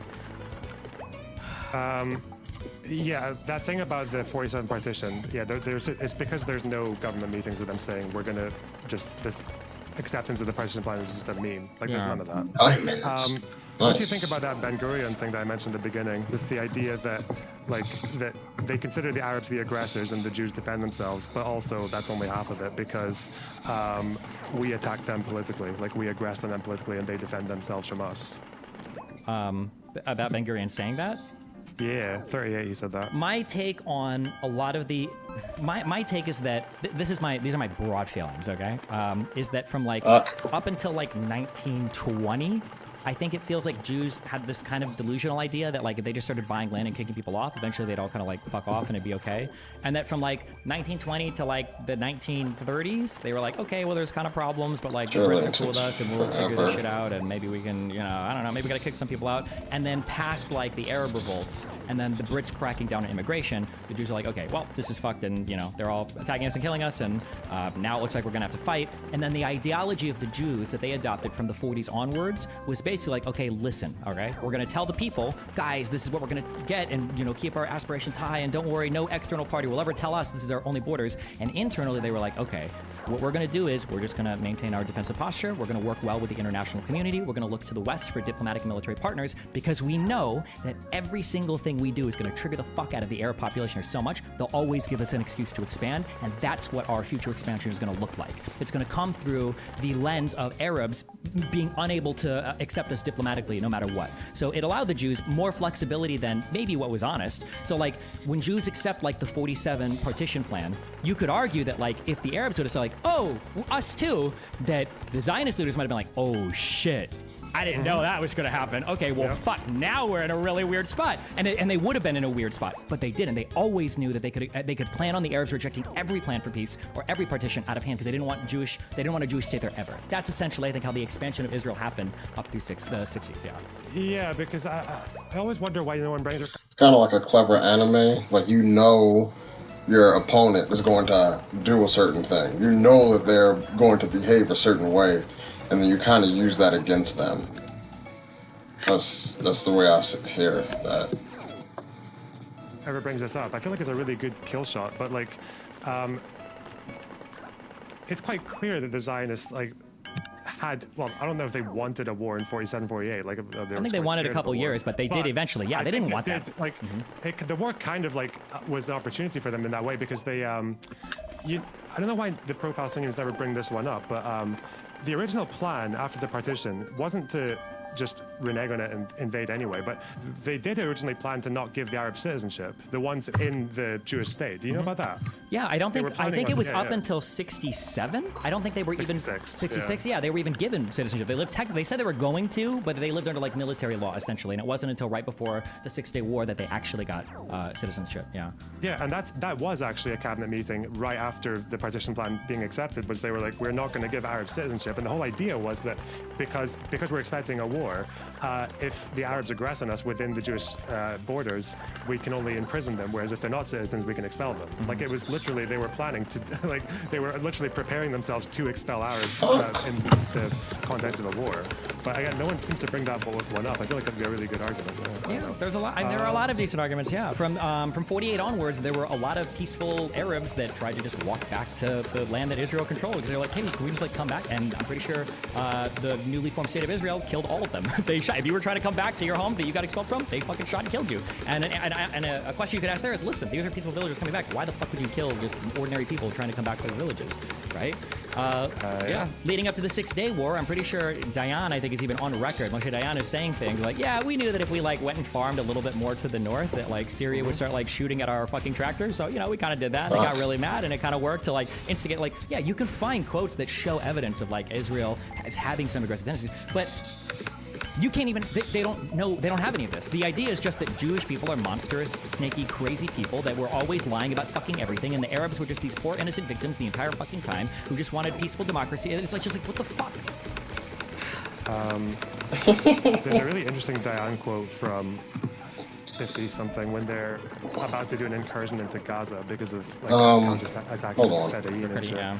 And he gives this whole speech about how like I feel like the pro-Israeli side has to do a bit more.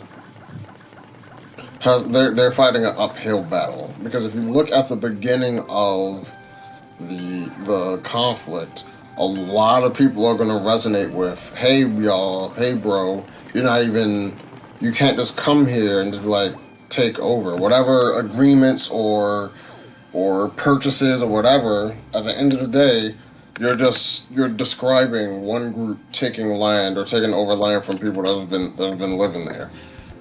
Whatever your arguments are, whatever the facts are, you need to rise above that intuitive feeling like, no, this is my homeland, get the fuck out. Like, I don't care what the facts are. Get out of my home. We were here for, like, you're gonna have to, like, really, like, overcome that. And, like, that's, like, a really, like, it's kind of almost like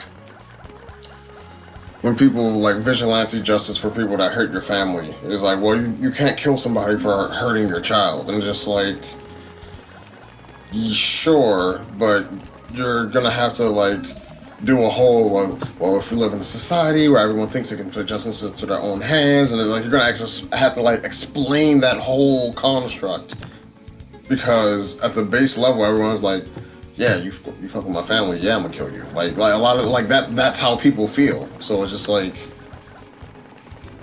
yeah. these people have no love for us. Like, they all want us dead, and they have a good reason for it, actually. We took all their land. Look at that village over there. That's built on top of an old Arab village. Like, look at that town over there that we just built, like, a few years ago. What do you think was on there before? He goes to this huge rant, like, very, like, strangely empathetic with why the Arabs hate them. And then he finishes this whole spiel by saying, and that's why when we go in there, we need to give them hell, because they won't give us any mercy. I'm like, oh, shit, you know? Because the way I see it is that I don't really know how much I blame the Zionists themselves for, especially from where they were in 47, because they had nowhere else to go. Like, even though they did want to remove Arabs and they did want to take territory, their main thing was survival, because they knew that under al-Husseini they'd all die probably, or get kicked out. Lost inheritance. Thanks for the $100, buddy. I always wanted to ask Benny Morris this as well. If I got one view from YouTube in, like, today. 1870s in Europe was actually real, and they had citizenship, and they were actually equal citizens, not just on paper. Do you think Zionism would have still been a legitimate cause? Usually have zero, so I'm glad I streamed tonight. Like a one state with Jews and everything Glad I streamed tonight. No, if Jews in Europe and the Muslim world were actually just equal citizens, like, not subject to pogroms and shit, Fuck, I don't know. That's a hard one. Because it's Why is it hard? Well, because, like, everything is like push-pull factors, right? So, like, I think that the Holocaust and everything accelerated a lot of the, like, desires to live in Israel. I think that was like, yeah, we're getting fucked everywhere. Like, we need a home that, like, is safe for us. And I think it also probably gave foreign nations, like, more of a feeling of, like, a moral reason to kind of support Israel. It's like, well, fuck, we feel bad. You guys kind of got completely, ass fucked. But like absent the Holocaust and absent so much Jewish discrimination, would they have felt as much of a need? I don't know. I'm not sure. I mean, keep in mind, you don't have to eliminate all of it. You would just have to eliminate enough of it such that it wouldn't have been viable to resist the Arab presence. Yeah. I don't see what the point in it would have been if they were just an equal minority that was like fairly well respected. Well, the point is that are you going to attack me? No. I think around, I'm still working my way through World War I and shit, but I think there was like a general idea that like, I think as nation states started to develop, that like ethnic groups or like nationalities of people or whatever, I think they all started to want their own countries. They were like, hey, like I want a country for me, and I want a country for me, and that, like, especially with the breakups of some of these bigger countries and people fighting over stuff. And then like all the, like even the Turkish people after World War I fought their big war to have like their borders and everything, and I think that, that was a feeling that people had. Like, here's a question. I don't think Kurdish people experienced like widespread harassment or racism or whatever across the world?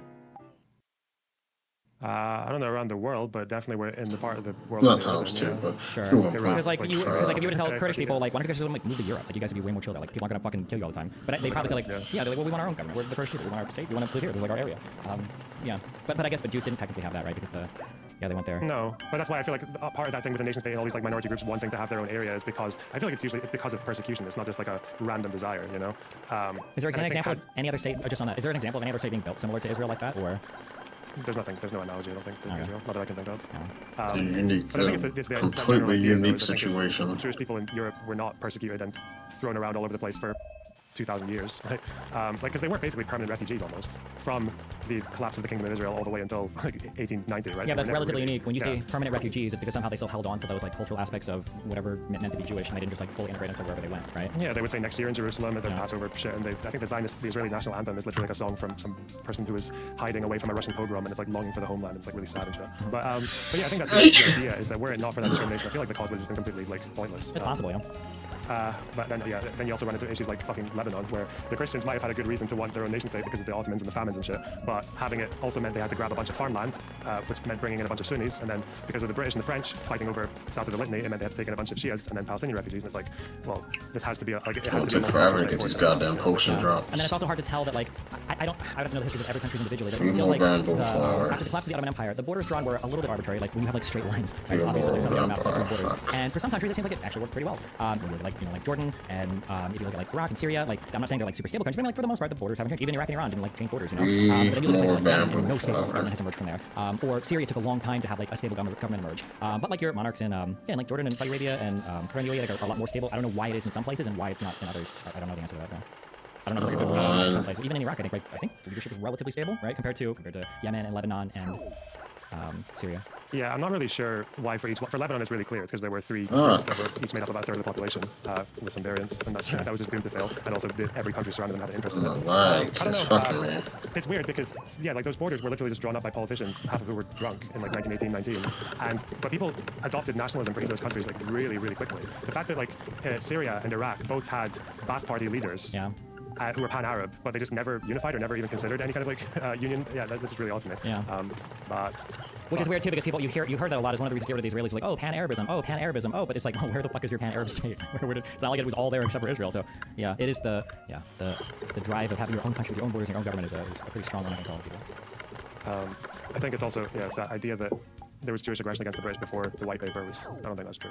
Yeah, and it's also the issue that I have too when people are like citing these things is that, and then I get angry because somebody's like, well, somebody should do a citation of that. Would that would you flip your whole mind? And it's like, it's hard because my whole concept of what's going on there wouldn't allow for that. Like maybe like one or two like off terrorist attacks, maybe, but I'm pretty sure the Jews were pretty happy with the Brits up until like the was it 44 or 1940, I think. I think when the Brits. White paper because like Zionism was abandoned. Sure. Yeah. And it's like, why would the Jews be terrorists attacking the Brits? But like after the 40s, well, now I know why. Of course, they're limiting immigration. It makes a lot of sense now to say that. But when you're starting to make these claims like, oh no, the Jews were always going to hate the Brits, like, well, that's kind of weird. I don't understand why. Do you have like any answer?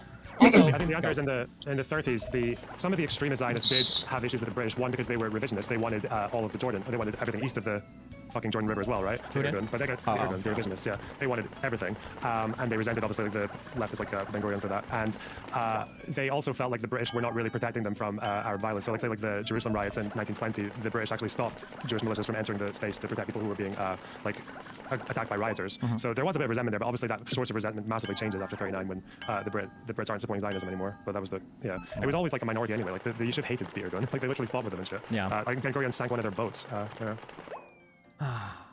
are you gonna say? I'm getting really frustrated. There's like this black killing the fuck out of me on academics who don't have any material to cite. I don't understand why you would waste so much time and money on a degree just to say, well, go read this whole book.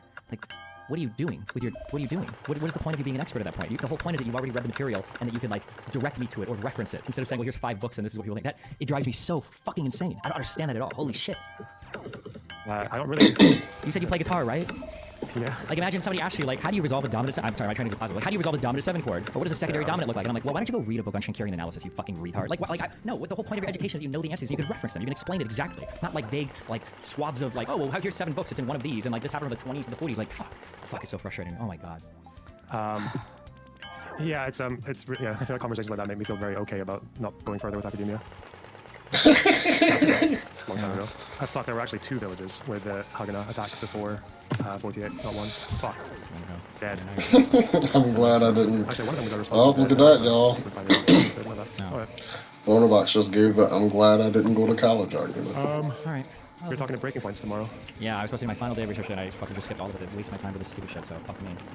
Yeah, I just had a debate about the whole, like, is it a genocide thing today as well. I'm kind of annoyed by that, because I put up this tweet from the ICJ judge saying that we didn't say it's a plausible genocide or whatever the fuck. And then, obviously, people are mad. And then the problem is that I got a bunch of fucking, like, hardline Zionists retweeting it saying, look, the court ruled there's no genocide. And I'm like, they didn't fucking say that either. Yeah, it's stupid. Yeah, Jesus Christ. I'm getting, and this is happening more and more as, like, I fight with leftists and a bunch of fucking, like, right-wing Zionists come in and I'm like, fuck me. Like, I'm really going to become a both sides soon Yeah, enough. I remember on Twitch when I used to argue against, like, when the softcore porn started, and I was like, this is kind of gross. And then, like, a whole bunch of people retweet me and agree, and then they start tweeting pictures of women just, like, wearing ordinary shirts. And it's like, yeah, get these sluts off the top. I'm like, no, not like that. Jesus Christ. Yeah, housekeeping. Okay. It's so annoying. I'm just gonna say this forever until I die, I guess, or like make my own fucking world. Maybe I'll do enough drugs. It's just so annoying because like this is a masturbatory position, I guess. But like this conflict is rich with a lot of different interesting arguments that you could explore about colonialism, displacement of people, and what's right, what's wrong, what's just like if I go into a bar knowing this guy's gonna attack me and I bring a knife with me to stab him, am I at fault or is he at fault? Right? There's so much interesting stuff to talk about in this, but it's just the historical side on the pro-Arab stuff is just delusional, and there's nothing to engage with. Like, oh well, I guess the whole history is just Jews are racist against Arabs and wanted to kick them all out and did violence for no reason and was supported by the United States and Great Britain from 1880 and onwards, and wow, I guess they're just the bad guys. And it's like so fucking retarded. It's so stupid. Yeah, I've started noticing. He mentioned Elon Pape. I've kind of caught him doing the thing again where he has like footnotes and they just lead you to something that says the complete opposite of what he's saying. Something that was very. Is, oh, go ahead. Yep, no, go.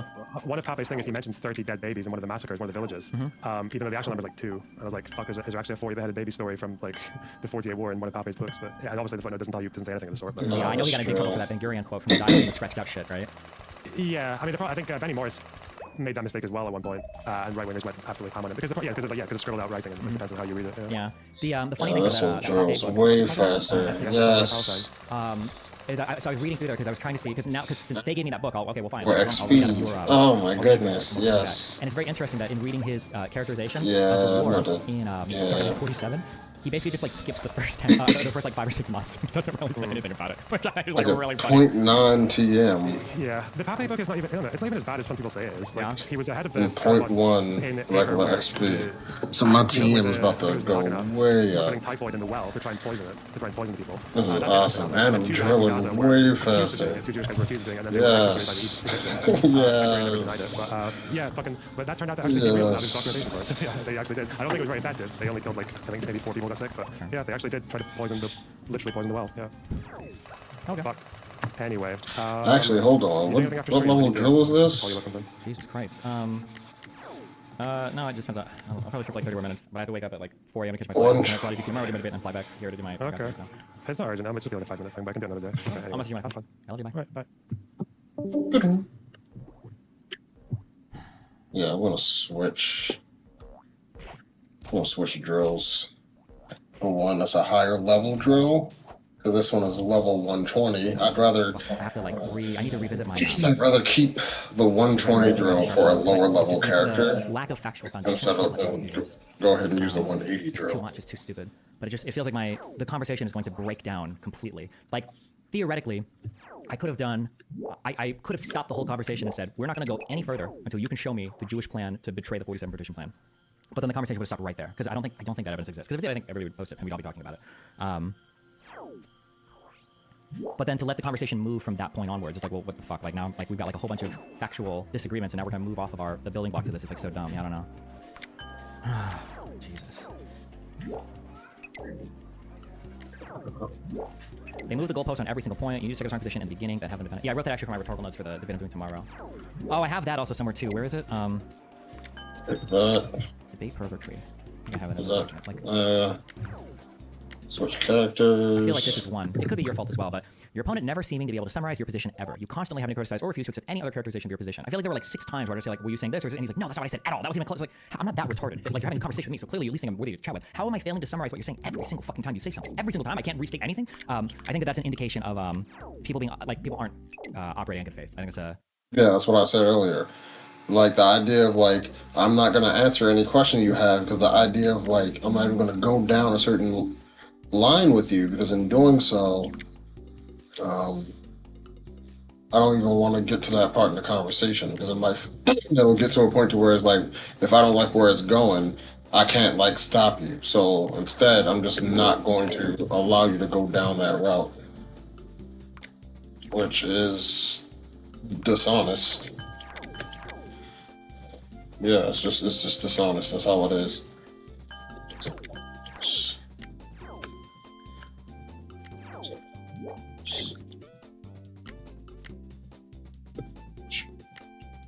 Put all these in here. Yeah.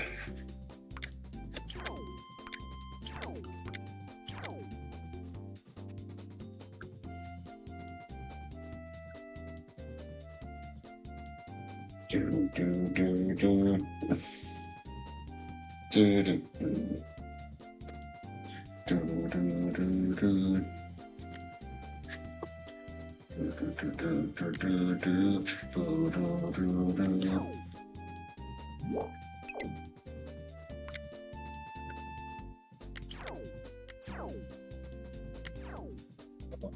All right, now back. Okay.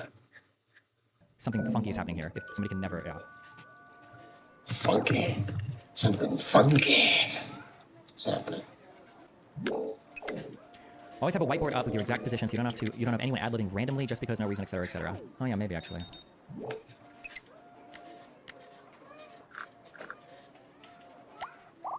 You shouldn't have let him get away with states used to be multicultural and bringing up France when Israel was clearly trying to be a democracy. I can't argue the prehistory. I haven't done like the deep dives, but like based on what he said about Israel-Palestine, I wouldn't have trusted a single thing that he said historically. It wouldn't surprise me if all of it was incorrect because the characterizations and the summaries of for the Israeli-Palestinian history. The thing is too, it wasn't even wrong. It was worse than wrong. I think it was mischaracterized intentionally. That's the issue. Like if somebody says, "Why did this happen in 47?" Like, well, in 26, here's a quote. It's like, why are you citing this? This isn't relevant. Why are we talking about this? Like, you know that this isn't what I'm asking. I think when people deliberately but sneakily try to like broaden time frames without giving a clear example or a clear reason why, and instead try to like broaden it and make everything reductively worthless, I think that's not just like somebody's wrong. It's like you're intentionally playing games here.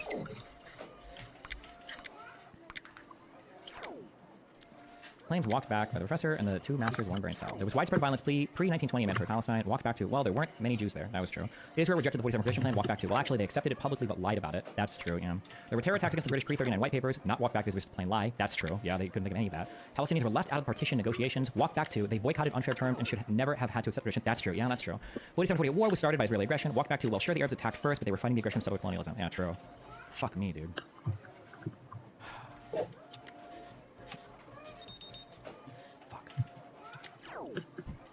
Someone should not be able to watch your entire debate and just point out all the times you staked out a strong claim, and then once challenged, it goes down till it's like down here, and then you say, "Well, I've always said that this is the same as this because they're like this one variable that's the same between the two of them," and this.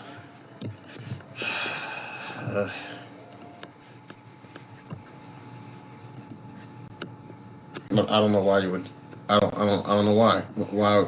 He tried to claim colonial French states were no different than mandates, using some abstract notion of control. Oh, that too. There were so many times where he did that. Where he's like, there was no nation of this. I'm like, wait, what? It's like, the nation is just a group of people that all are.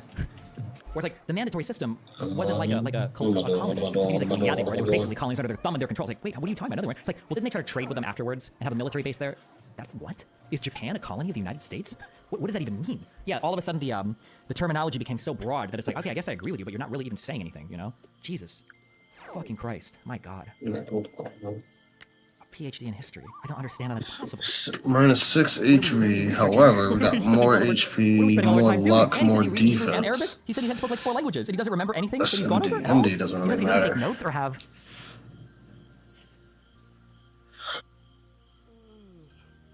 Do you think when people have the bookcases, do they mean anything, or are they just like memes?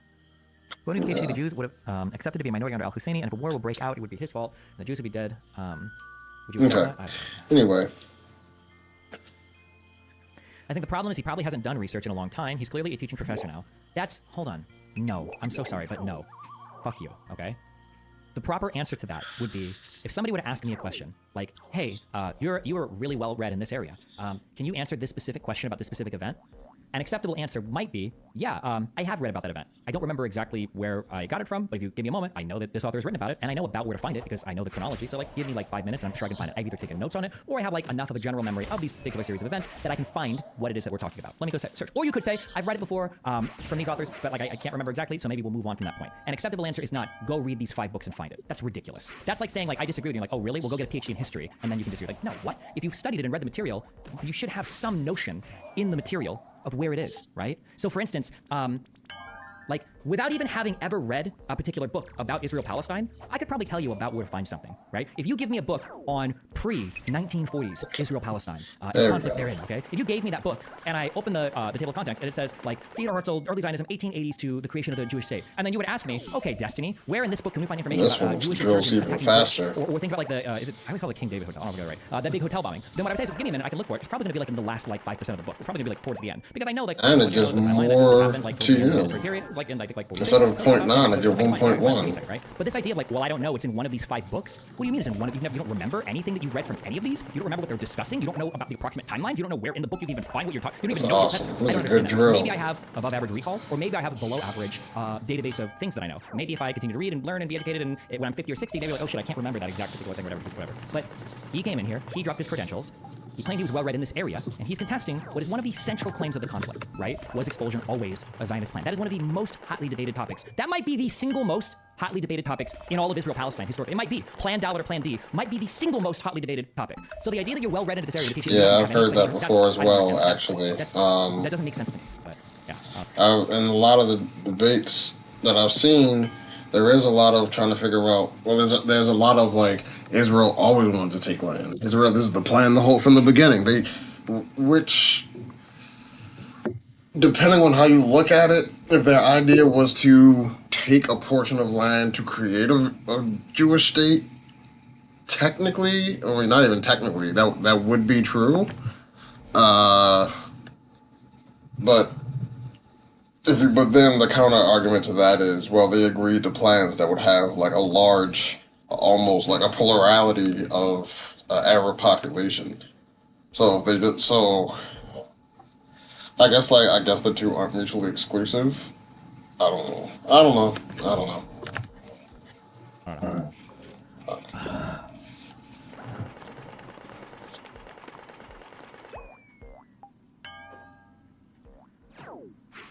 We don't want this money. He didn't say one of 5 books. He said it's in all of them, and it's a very known historical consensus. But that's not true. I know that because I spoke with one of the historians that he cited for over 10 hours when I was in New York City a weekend. Okay, I know that's not true. I was with the guy that wrote the fucking books. I know that's not true. And I've read passages and chapters and parts of these books where these references are made, and none of them I've never seen that in my life. And because there's a lot of citations relating to stuff related to Plan Dalet from a lot of different people, or from the 47ers. I've never seen it written anywhere. I've never seen it referenced. I've never seen it repeated by a debater. Well, I've seen the general consensus point brought up, but I've never. Bro, I'm so. He fucking lied. He said that there was. I would love to see like any of the points that Destiny makes. I would wonder if these people would accept it if it did come from Benny Morris. Like, imagine if like the same argument that Destiny was given by Benny Morris, would it go farther? And if the answer is yes, on one end, that's understandable because he is a historian and it's like his life's work. But on the other end, a fact is a fact. It doesn't become a fact because Benny Morris said it. If he said it, it's because he studied it and this is what he's discovered through his research. It could still be true. Like, if I copy and paste all of Benny Morris's points and all his research, I would still be correct, even if I'm not Benny Morris. there was an expulsion in December at Alcazas, this village, right? No, it was just like a small. I think it was like 9 people got killed or something. Did he say expulsion? Yeah, but I was talking about expulsions. Yeah, he referred to Alcazas as expulsions. No, yeah, there was a raid. It was horrible. People, like a couple people died, but the people in that village didn't leave until like May, so it was like 6 months afterwards. Yeah, which is when April and May was like the second phase of like the when everything got like crazy. Yeah. Yeah, this first expulsion that was authorized was in like late February, and then there's like a gap between March and fucking April, and then there's one until I was right. Fuck that. Fuck. All right, bye. Love you. Okay. Alright, bro. Alright. Like he rage quit at the end. Well, not rage quit. He made a huge claim about quotes from 47 saying Israel lied intentionally about the partition plan. He absolutely should have that, and if it existed, pro-Palestinians would cite that shit constantly. Yeah, I know, of course. But this is why I say too is that like there's a more nuanced argument you can make, which is and this is what makes sense. And this is what I was reading over and over again from Pape's own. Dragonfly fossil. I need 2 bamboo flowers, man. Shlomo Ben-Ami says the same thing. Bamboo flower. The Jews accepted it, but they knew. They always knew that the Arabs would just reject it out of hand. Paradox of the winter of 47 was that the Jews who accepted Resolution 181, the Jewish public acclaimed its endorsement by the UN with genuine outbursts of jubilation, were ready and well deployed to face a war should this be the outcome. And the Arabs, who rejected the resolution, made no spirit, were not at all prepared for war. Super good this idea experience. that like Jews are offering Super good that, like, it's going to be rejected at hand. experience. On moral grounds, one could, of course, convincingly defend the case of repatriation of refugees, but this was out of the question. In a historical and political context where a clash existed between an emergent Jewish state and its defeated enemies, for whom the repatriation of refugees was one way of hampering the growth and development of the newborn yet intimidating state, against which they harbored understandable intentions of revanche. At the Lausanne Peace Conference, Israel eventually agreed to the repatriation of 100,000 Palestinian refugees, but this was almost by force of habit rejected out of hand by the Arabs as too little. The Arabs clearly missed an opportunity to call Israel's bluff. It's a thing that comes up a lot. Like, it's just so... fuck me. Okay, I'm moving on. God, fuck me. Fuck, these things trigger the fuck out of me. Need to take a chill pill, dog. Oh, fuck. Yeah, look at him. I get the feeling that disinformation is an unbeatable monster, especially when one side is full of it, virtually nothing but... Yeah, I think another issue that's challenging, Bayoner, thanks for the 500 subs, is that there's a difference between talking to the professional debaters on the other side and talking to just like random people from the other side. I think you can actually make a lot more headway with random people than you could with the professional debaters. Because if you think about it, makes sense. I have flexibility in my position. Hold on. Yeah, fuck, he already said the word. I was gonna say, by virtue of like studying an area for a really long time, mixed in with like your own personal ideas, the more you study it, the more you may entrench yourself in a position. But someone who hasn't researched it a lot would be like, okay, well, actually, now that I think about it, I didn't actually look at it, I didn't look into it, I didn't do any research. Okay, what you're saying is plausible. It's like you're more open to it because you haven't researched it versus someone who's like, well, I did research it, so I know for a fact. It's just like, it's that, I mean, yeah. But it's just I'm not part of like a broad group of fucking people or whatever. Most people don't have that same flexibility. Like those two guys that I talked to, like one guy said he's Palestinian. He's never changing his mind on that topic. And the other guy seems like he staked a huge position on some Marxist or communist. Oh, like, hold on. Were there other people who were Palestinian that disagreed? Or like that aren't, or at the very least understand the Israeli side? Is that necessarily true? I don't know. Like claim he's never changing his mind on this. Like it's just done. That's like forever gone. So the idea of like sitting here like arguing in the dirt with these guys instead of talking to more normal. But the problem is more normal people won't even have the background, so then you're just like talking at them, and they're going to be turned by I guess whoever the last person. I'm not sure. I think having a court-like system actually, where you debate and look at a judge that actually rules on like points made, maybe that would be interesting. I'm not sure. Remember the Iraq war claim? Oh yeah. I actually, to this day, I actually don't know why the fuck. I don't know what the strategic planning was for the United States to do the war in Iraq. I get Afghanistan. That makes sense. I don't know, like declassified stuff come out, but then of course he's like, well, obviously it was because he was mad that Saddam Hussein tried to kill Daddy. I'm like, oh, why did fuck me, I guess. Give me some dragonfly fossils. I have 0. Give me 1. Fucking shit. I actually thought it was fairly straightforward. They thought they could create a friendly state to counterbalance against Iran. Yeah, and I don't know much like the Iraqi history between them. Wasn't Saddam Hussein considered pretty friendly to U.S. interests, or no? Is that not true at all? I thought that he was like relatively controlled by, or relatively, but maybe not. That might be true. I'm not sure. Look at that Freudian slip. I haven't actually like studied that Freudian slip right there, boy. CIA controlling them, boy. Only after the First Gulf War. Yeah, after the First Gulf War. Yes. Come on. But I don't know. Maybe.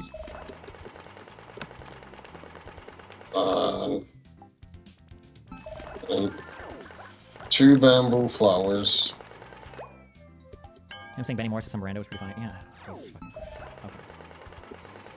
Would you say blocking students from entering a public building in a public university is a violation of civil rights legislation? Depends on if they're going to be disruptive or not. I think you have a right to remove people who are being disruptive.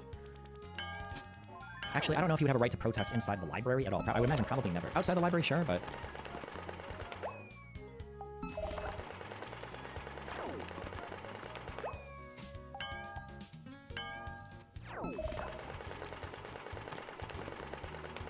What is the point of protest if not to be disruptive? If you want to do a disruptive, the point of a protest is to be noticed or seen. If you want to do something disruptive, that's fine. But now you're engaging in civil disobedience, and part of that is getting arrested. That's what you're signing up for. Protest should not be able to shut down publicly accessible institutions. If I've got to research, if I'm a student and I need to do reading for a project, you shouldn't be able to take that away from me because of your protest. That should probably not be legal. But if you want to protest on public ground, one more bamboo flower, baby. One more bamboo flower. If you're based by a fake bookcase with random books in it, put it right behind you. Problem solved. Base. Would you agree with this characterization? My books. My books. Look at my books! Is not alone in his tactical acceptance partition. Perfectly climb Weizmann of the British High Commissioner in 37, we shall expand into the whole of the country in the course of time. This partition is only in a range for the next 25 to 30 years, and Weizmann was exactly right. By 67, Israel had taken control of all of Mandate Palestine. What a wild jump. But, okay. This ideation, especially because prior to 67, I think Ben Gurion was in extreme lockdown mode. I think prior to that 6-day war, I think Ben Gurion was a little bit like freaking the fuck out. Like, listen, we are happy with our territory. Let's just like fucking chill here. Because the 6-day war was like the ultimate nightmare from the Jewish perspective, which was two parts. It was a unified Arab front that they were going to be facing in a war, and it was zero security guarantees from the West that they had desperately sought for decades, and they weren't able to get it. This ideational trend continued and was realized in the 1940s. The Zionist movement was 47. Tactically, Palumbo notes that the Zionists accepted the scheme, the Unification plan, since they hoped to use their states as a base to conquer the whole country. Similarly, Plan states that Zionist acceptance of the resolution in no way diminished the belief of all the Zionist parties in their right to the whole of the country of Palestine, and that acceptance of the UN partition resolution was an example of Zionist pragmatism, excellence, a tactical acceptance, a vital step in the right direction, a springboard for expansion when circumstances proved more judicious. Plan D in the War of 48-49 created such judicious circumstances. Kind of. It's loaded kind of in one way, but... The reality is that if Arabs would have at any point prior to 67 or prior at this point, like, okay, you know what? We will, fine. Jews, you want a state? Boom, here it is. Palestinians have a state here. You guys have a state there. Go for it. If they would have done that, Israel would have been forced to accept. They would have had to, or they would have been destroyed as a country. But nobody wants to accept that because they can't accept, because Arabs, you have to treat them like retarded children, I guess. They have absolutely no agency. They have absolutely no diplomacy. They've got no capability of doing anything for themselves. They're constantly victims of the Jewish people. And they're just victims, and everything is just thrust upon them. They've got no autonomy, and they can't figure anything out, I guess. And that's how you have to treat them. Apparently, that's how these guys act. Okay. Let's go home. There's another Destiny video.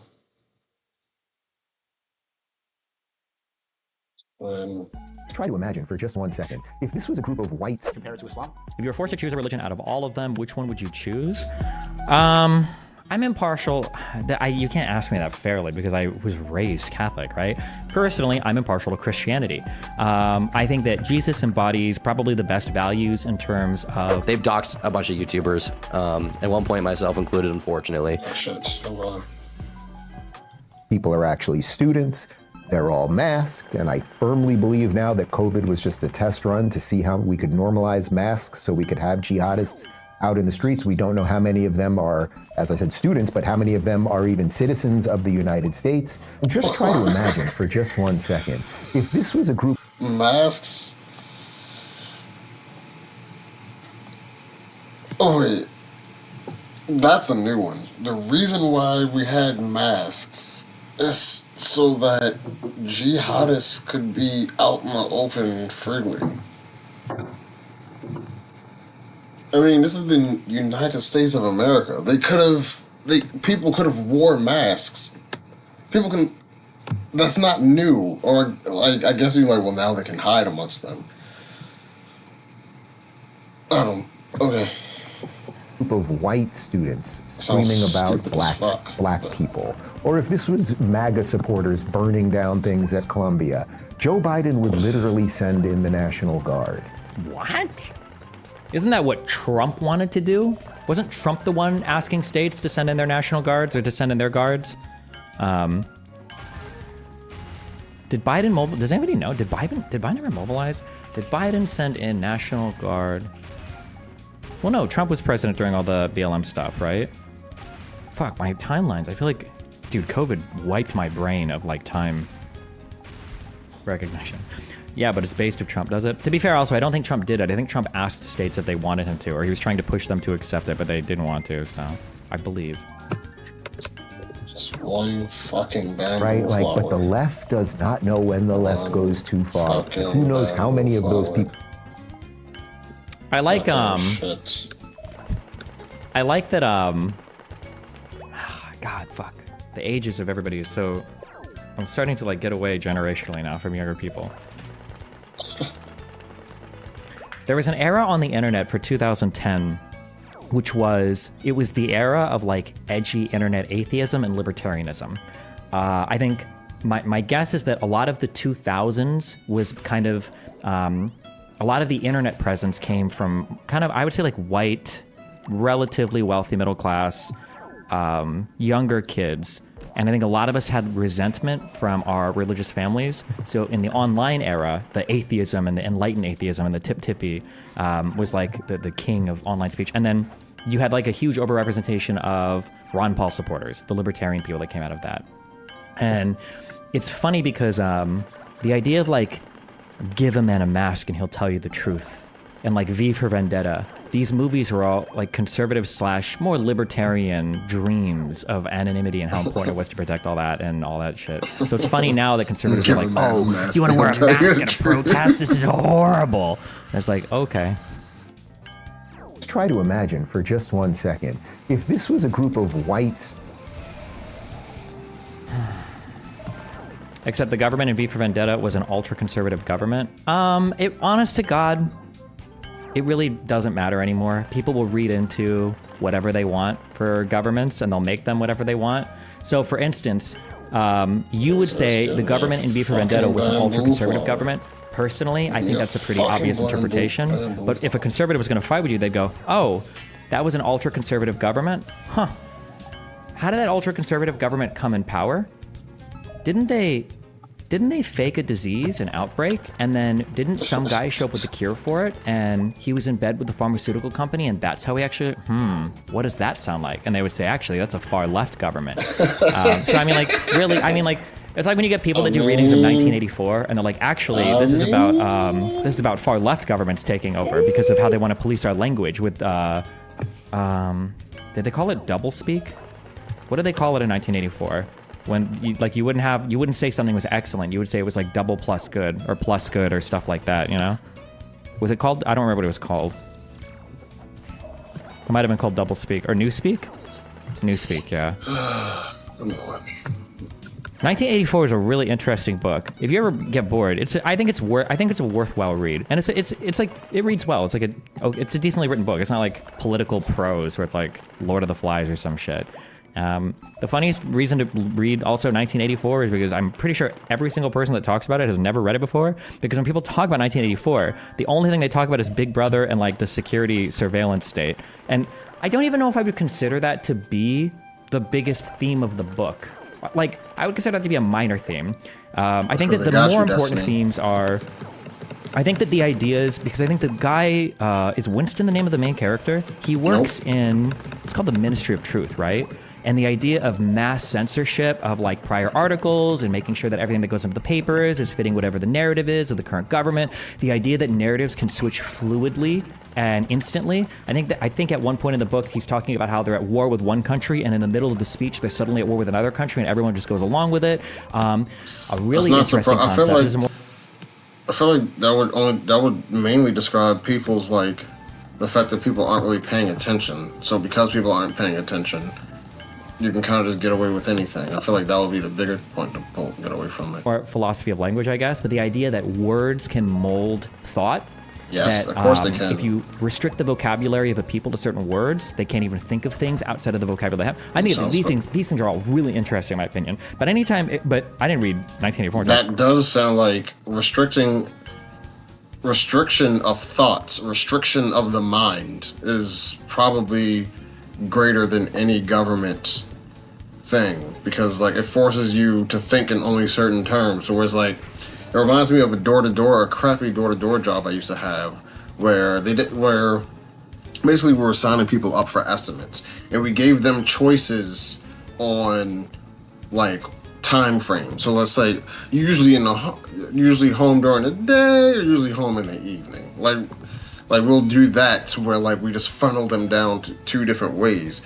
And it's like, oh, I'm usually home in like during the day. It's like, okay, like you're talking about more like a 10 or more like a 12 or 1 o'clock. Like that sort of thing. Like you guide them down certain funnels to where like no matter what answer they give, they feel like they've given the answer to where like they feel like they've answered their questions and only like they feel like the answers came from them, but whole time the answers you kind of dialogue tree them on their own or navigate or made their mind navigate a certain channel that would lead to the outcome that you want. So I was like 24, I think, or something. But anytime somebody brings up 1984, you would imagine, oh, that must be a book where they're just like running from video cameras all the time.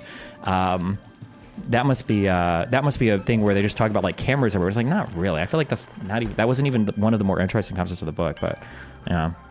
Jesus, I'm drilling forever. When you're reading Manufacturing Consent by Gnome, honestly, like I bought the book and I read like 20 pages in, and I don't trust anything he says about South America, so I started bookmarking stuff, and I wanted to start fact checking it, but I don't know. It's sitting on my shelf. Maybe someday I'll give the rest of it a read. I don't know. Now that I'm like living in media spaces and I'm reflecting a lot on media spaces, I'm getting a lot of oh boy, thoughts on how media works too. So I don't even know how much I would care about like what somebody else would say about media. 'Cause I don't know how relevant it is to media today, or maybe it's super relevant. I don't know. I'll probably read. I only have so many hours in the day. LOL, I'm watching this while coding. Destiny, so mad Hassan loses it. Hassan could do way better here if he learned to distinguish a causal explanation from a moral justification. He keeps wanting to causally explain Hamas's actions by pointing to prior Israeli actions, but he doesn't know how to clearly conceptually distinguish that from morally justifying them. I don't understand why people are so averse to learning some philosophy. He could get around all that by just being like, no, I don't think it's morally justified, but I do think it's causally explained by Israel's actions. Then if someone says he's justifying it, ask him to spell out the entailment. I don't think that the well, that would also require Hassan to actually believe that he would have to believe that Hamas is wrong for that. I feel like I don't think he's going to do that, because even if that was the case, and I agree with everything you're saying, and that doesn't make sense, he would have to actually believe that Hamas is wrong, not like just retaliating. Not just retaliating. He would actually have to believe that they were in fact wrong. He thinks that. I don't know, like in a previous conversation, I don't know if he's looking at it like, I don't know if he's looking at it like, well, these people did this first, they're the aggressor, so therefore anything that these other people do are justified. I don't think that, Actually. there's a... Okay, listen, me and Isaac, I think, are okay now. But by the way, I don't think I've ever hated him. I just didn't like their ultra debate style, okay? But he moderated my debate with Alex, so we're fine, I think. I think he even has terms by Discord. There's a strategy that they use that works like in a very hardcore philosophy, a hardcore logic environment, where they'll say something like, oh, well, if you said that if you're saying I'm contradicting myself, a contradiction is when, and there's a formal explanation of a contradiction. I don't even know the formal explanation, but they're like, oh, and they'll spell out that, and then he's like, can you please entail where I've illustrated a concept that is disjunction of blah, blah, blah. I think most people are just lost. I don't think it's like it would work in a hardcore philosophy environment where everybody's like strictly forced to adhere to rules of, rational debate and all that. But I think in a media environment, I think you're just going to look a little detached. Sounds like how Destiny flip-flops when he discovers a new factoid. When did what? What? I remember Vietnam like it was yesterday. I haven't watched this movie, and I'm ashamed to say so. I've heard good things about it. Absent the jargon, the methodology is sound. It's just the Socratic method with some bells and whistles attached. I don't think the Socratic method is effective if you're debating. I've tried it too much in the past, and I gravitate towards that naturally, because I like asking people questions like, oh, well, why do you think this is this? Or like, because most people have the answers in their brain. You just have to ask the right questions and they kind of like get there. But when you're in a debate, if you ask a question, what you're really doing is enabling your interlocutor to just like yap for another 3 minutes. And it's like, I still catch myself doing. I think next time I'm streaming, I'm going to react to Destiny talking to Mr. Girl, because I feel like those debates or those discussions dive into philosophy in a way that you're just not going to see anywhere else. At least I haven't come across it just yet. Maybe Matt Dillahunty and the Destiny debate on abortion. That one was a good one. Because when both people are... When debates can be so fruitful when you have two people actually trying to understand what the person is saying. And like you can get to a deeper, more rounded out ground. But... Which what I see in those conversations. I'm gonna react to those next time I stream.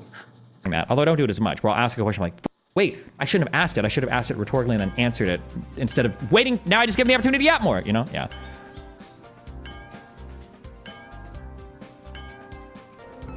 I remember Vietnam like it was yesterday. I remember that village in Thai Ninh that we cut down. It was a massacre. All the dead Chinamen we left in our tracks. I remember the faces, the children. This one child I'll never forget. Poor little bastard was still alive. Little Chinese legs were blown clean off. Still see his little shins and feet hanging from the ceiling fan across the hut. He was charred from his head down to his little Chinese knees. How's everything his little Chinese knees? What was left of his right leg broke off. As he That's like a laid shit scene. flat on his face, he looked up at me. His little Chinese eyes burned right into my stomach, deep into my soul. He said something to me in Chinese. Like, what was how? Sounded like some cartoon shit, but I understood it to be a question that he was asking me. And I don't have to know how to speak Chinese to know what that question was. Why, Black Dynamite? Why? That Michael J. White? Yeah, Michael. Yes, that's Michael J. White. Yeah. Is this considered a blaxploitation movie? Are we okay with that, or did that end up being not good? Oh, this is a way more recent movie too, 2009. Okay, it is blaxploitation. I feel like this movie and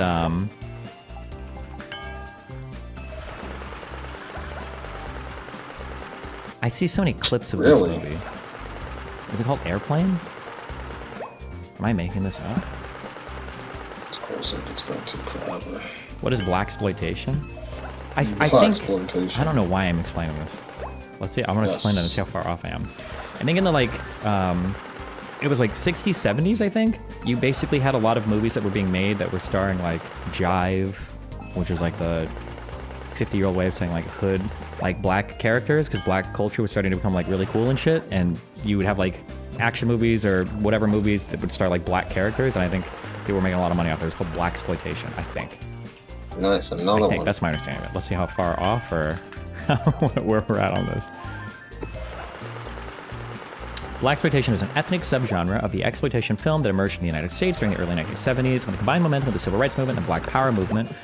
The Black Panthers spurred black artists to reclaim power over their image, and institutions like UCLA to provide financial assistance for students of color to study filmmaking. As part of Hollywood adopting a less restrictive rating system in '68, the term, a portmanteau of the words black and exploitation.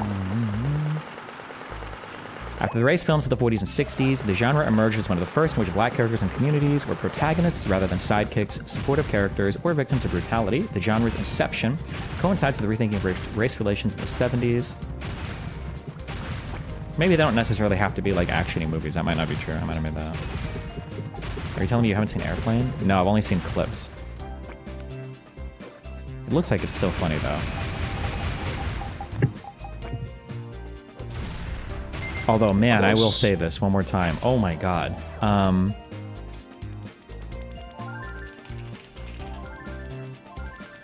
watched this full movie. Margin Call. There are, like, I think there are 3 really good scenes in this movie, I think. But, and so I've seen those scenes because I watched them on YouTube. And I'm like, okay, fuck it, I'll watch the whole movie. And man, this movie is just not that good. It's not a good, it's just not a great movie. They're like, this boardroom scene is really good. The performance, I don't know who this actor is. Whoever this guy is, his performance is really good. Star Wars kid does okay. Kevin Spacey? Wait, I always fuck people's names up. Yeah. Kevin Spacey's performance is good. These guys do like pretty good. Jeremy Irons, okay. Jeremy and Kevin, and then this guy over here, the British dude, I think do pretty good. But every scene outside of like these like 3 YouTube meme scenes are just, they're not good. It's just a whatever movie. It was such a blah movie. Oh, and this guy too, also. I like this guy's performance as well. I don't know who this guy is. My god. Oh, fuck. Fucking shit. Mentalist? Why isn't it on your letterbox? I just haven't reviewed it yet, okay.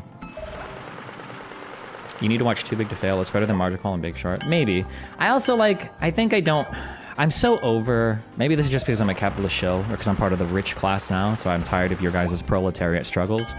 I'm just super over movies that are like, capitalism bad, capitalism so bad. And I'm like, okay, I guess.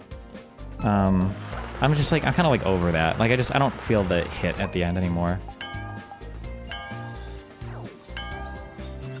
And this movie was basically like a capitalism bad movie. Since you watch Margin Call, maybe you will like this Almost Friday TV skit. I'm banning you for 3 hours for not being aware. I can't believe you think I haven't seen this. Unbelievable. You talked about this yesterday? Yeah, I know. Well, in the 2008 crisis, these firms were actually bad. I mean, a little bit. Yeah. Can you explain Margin Call? Just some firm was like, they were the first ones to find out about the housing stuff.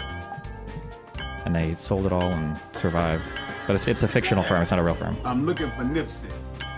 Also?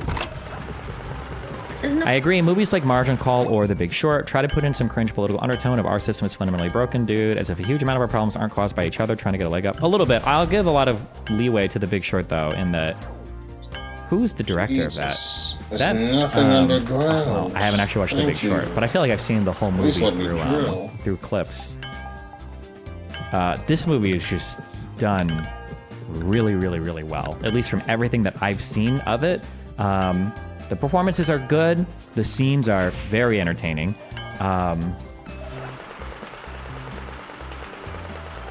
Hardest thing is the writing is snappy and funny and good. Just like this is just a really, really well done film. I agree that there's kind of like the cringy. There's like the cringy capitalism bad undertone, but I don't even care. It's just so from what I've seen, it's just such a well done movie. One of the funniest things that I never realized, racism alert, I didn't know that you could look foreign by like the way that you just like hold your lips.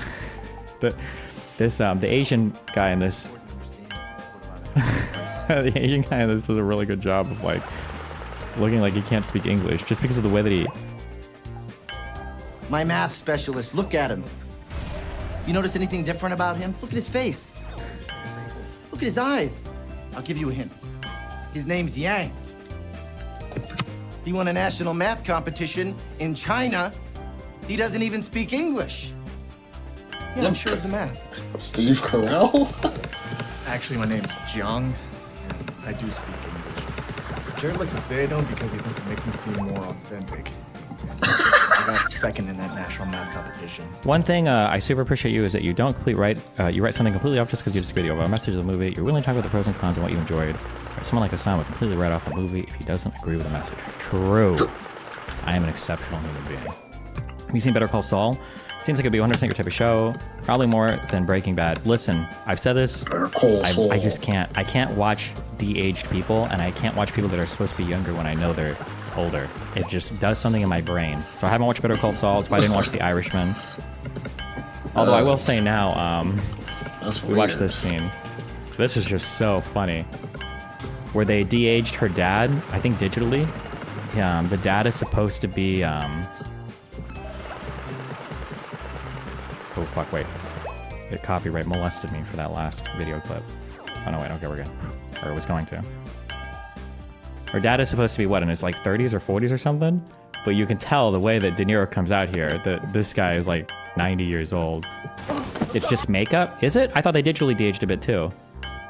The way that he comes out here to fight this dude is so funny. There's oh my nothing god. on the ground. There's nothing on the ground. My leg, it's just. Oh. Damn, it look like I'm scratching my ass, but I swear to God I'm not. I swear to God, you gotta believe me. I'm not scratching my dirty ass. Oh, Better Call Saul is just my.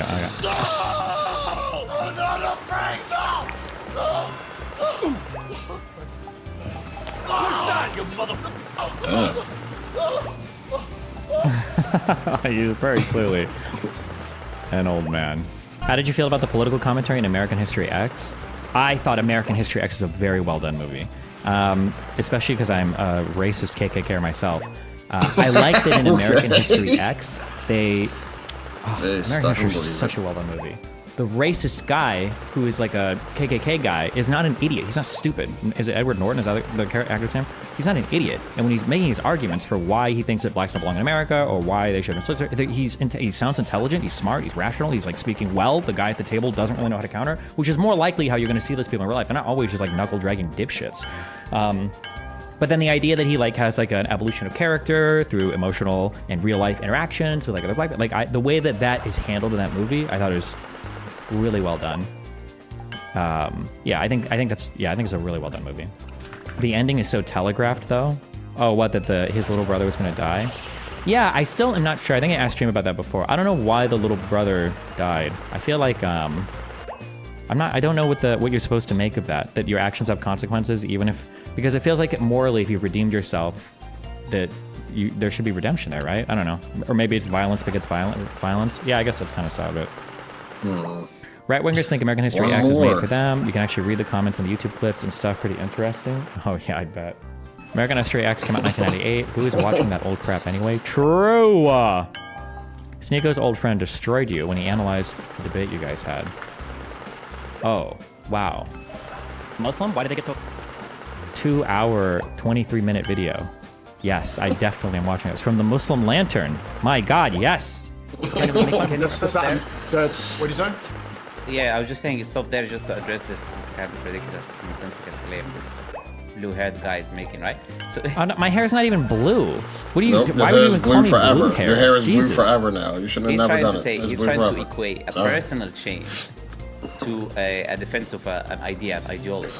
An ideology is not something that is you yourself. This is now the false equivalence that he's making in this analogy, right? We're done. So when we say, for example, when a Muslim gets angry, he gets angry because he has a belief in a specific ideology, and he believes this ideology is true, and then he believes that you are misrepresenting or showing this ideology in a way which it shouldn't be. So they're passionate about that ideology that they believe in. But in the example that you made, there's a sense of shame because it's a personal thing. Now, someone come and say, okay, but religion is a personal. Young men, listen, the Muslim shit scares me now, okay? Here's what should happen. Do you know what would make the world a better place? Maybe? What if... No, that was retarded. I was about to say something retarded. I just got stuck in anime world. I was gonna say young men under the age of like 30 just shouldn't be allowed to make important decisions worldwide because they have too much negative energy. It's not healthy. It's not good. But then I realized in the real world, people making these decisions are all like kings and presidents are all like 50 plus anyway, so... I was thinking in the anime world. Yeah, where is everyone's God, like fuck, what were the ages of 12 to 15? Like Jesus. 12 to 16 is decently young all the time. It's so funny that like in animes, when you've got like world political leaders and shit, like, oh, like he's old. This is an old guy in the anime. Because the Gundam pilots are like 15, but this dude, he's old. That's why he's like a leader and he's so important. He's 24. I'm like, bro, what are we doing here? Oh, there's one guy in this show that's supposed to be like super old. Like he looks old. Like when you look at him, he must be in his 50s or 60s, and he's like 32 or something. Who am I trying to think of? I don't remember all the characters from the anime. But yeah. The girl's dad. Oh, and Endless Waltz? Marimaya, Endless Waltz. I don't even think that was her dad. Yes, but this is not... The difference is, it's an ideology that he believes... How old were the founders of America? That's a good question, actually. I don't know. If we look at the time in 1776... Okay, George Washington... Hold on. What am I doing? Bear stew. Wikipedia. Mills 10... He was 34 at the founding of the nation. He's 5. 1776. No, 44. About to get to level okay, so 200. He's an old fuck. For now. In 10 years, I'll change my mind. What about Thomas Jefferson?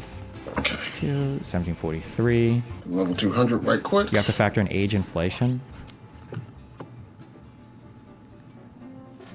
And you're 35. How does it feel to be a failure? What do you mean? Some people found nations. Other people found factions, like the Taliban. That's my call. Okay. Strong, baby. My character built strong, baby.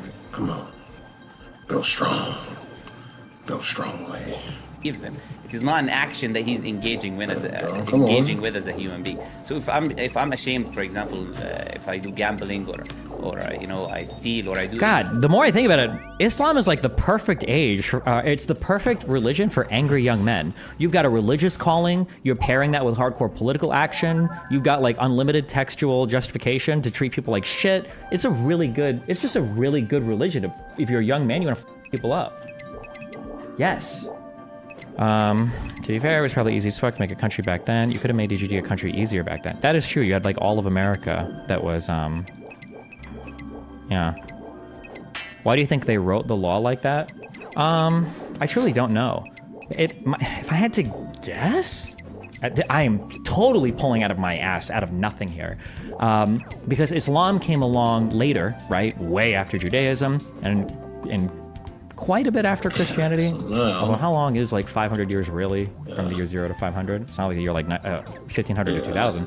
But maybe they had a little bit more foresight to be like, hey, like we should make our religion a bit easier to work with like politically so that we can like have a stronger religious presence. So maybe that's why, I don't know, maybe. I'm completely guessing, I have no idea. To be fair though, like Catholicism, textually, I don't believe has anything written that implies any sort of political hierarchy organization. But I'm pretty sure the Catholic Church was unbelievably influential throughout the Middle Ages. Kill them anymore. Right? That makes sense, but just sick stick.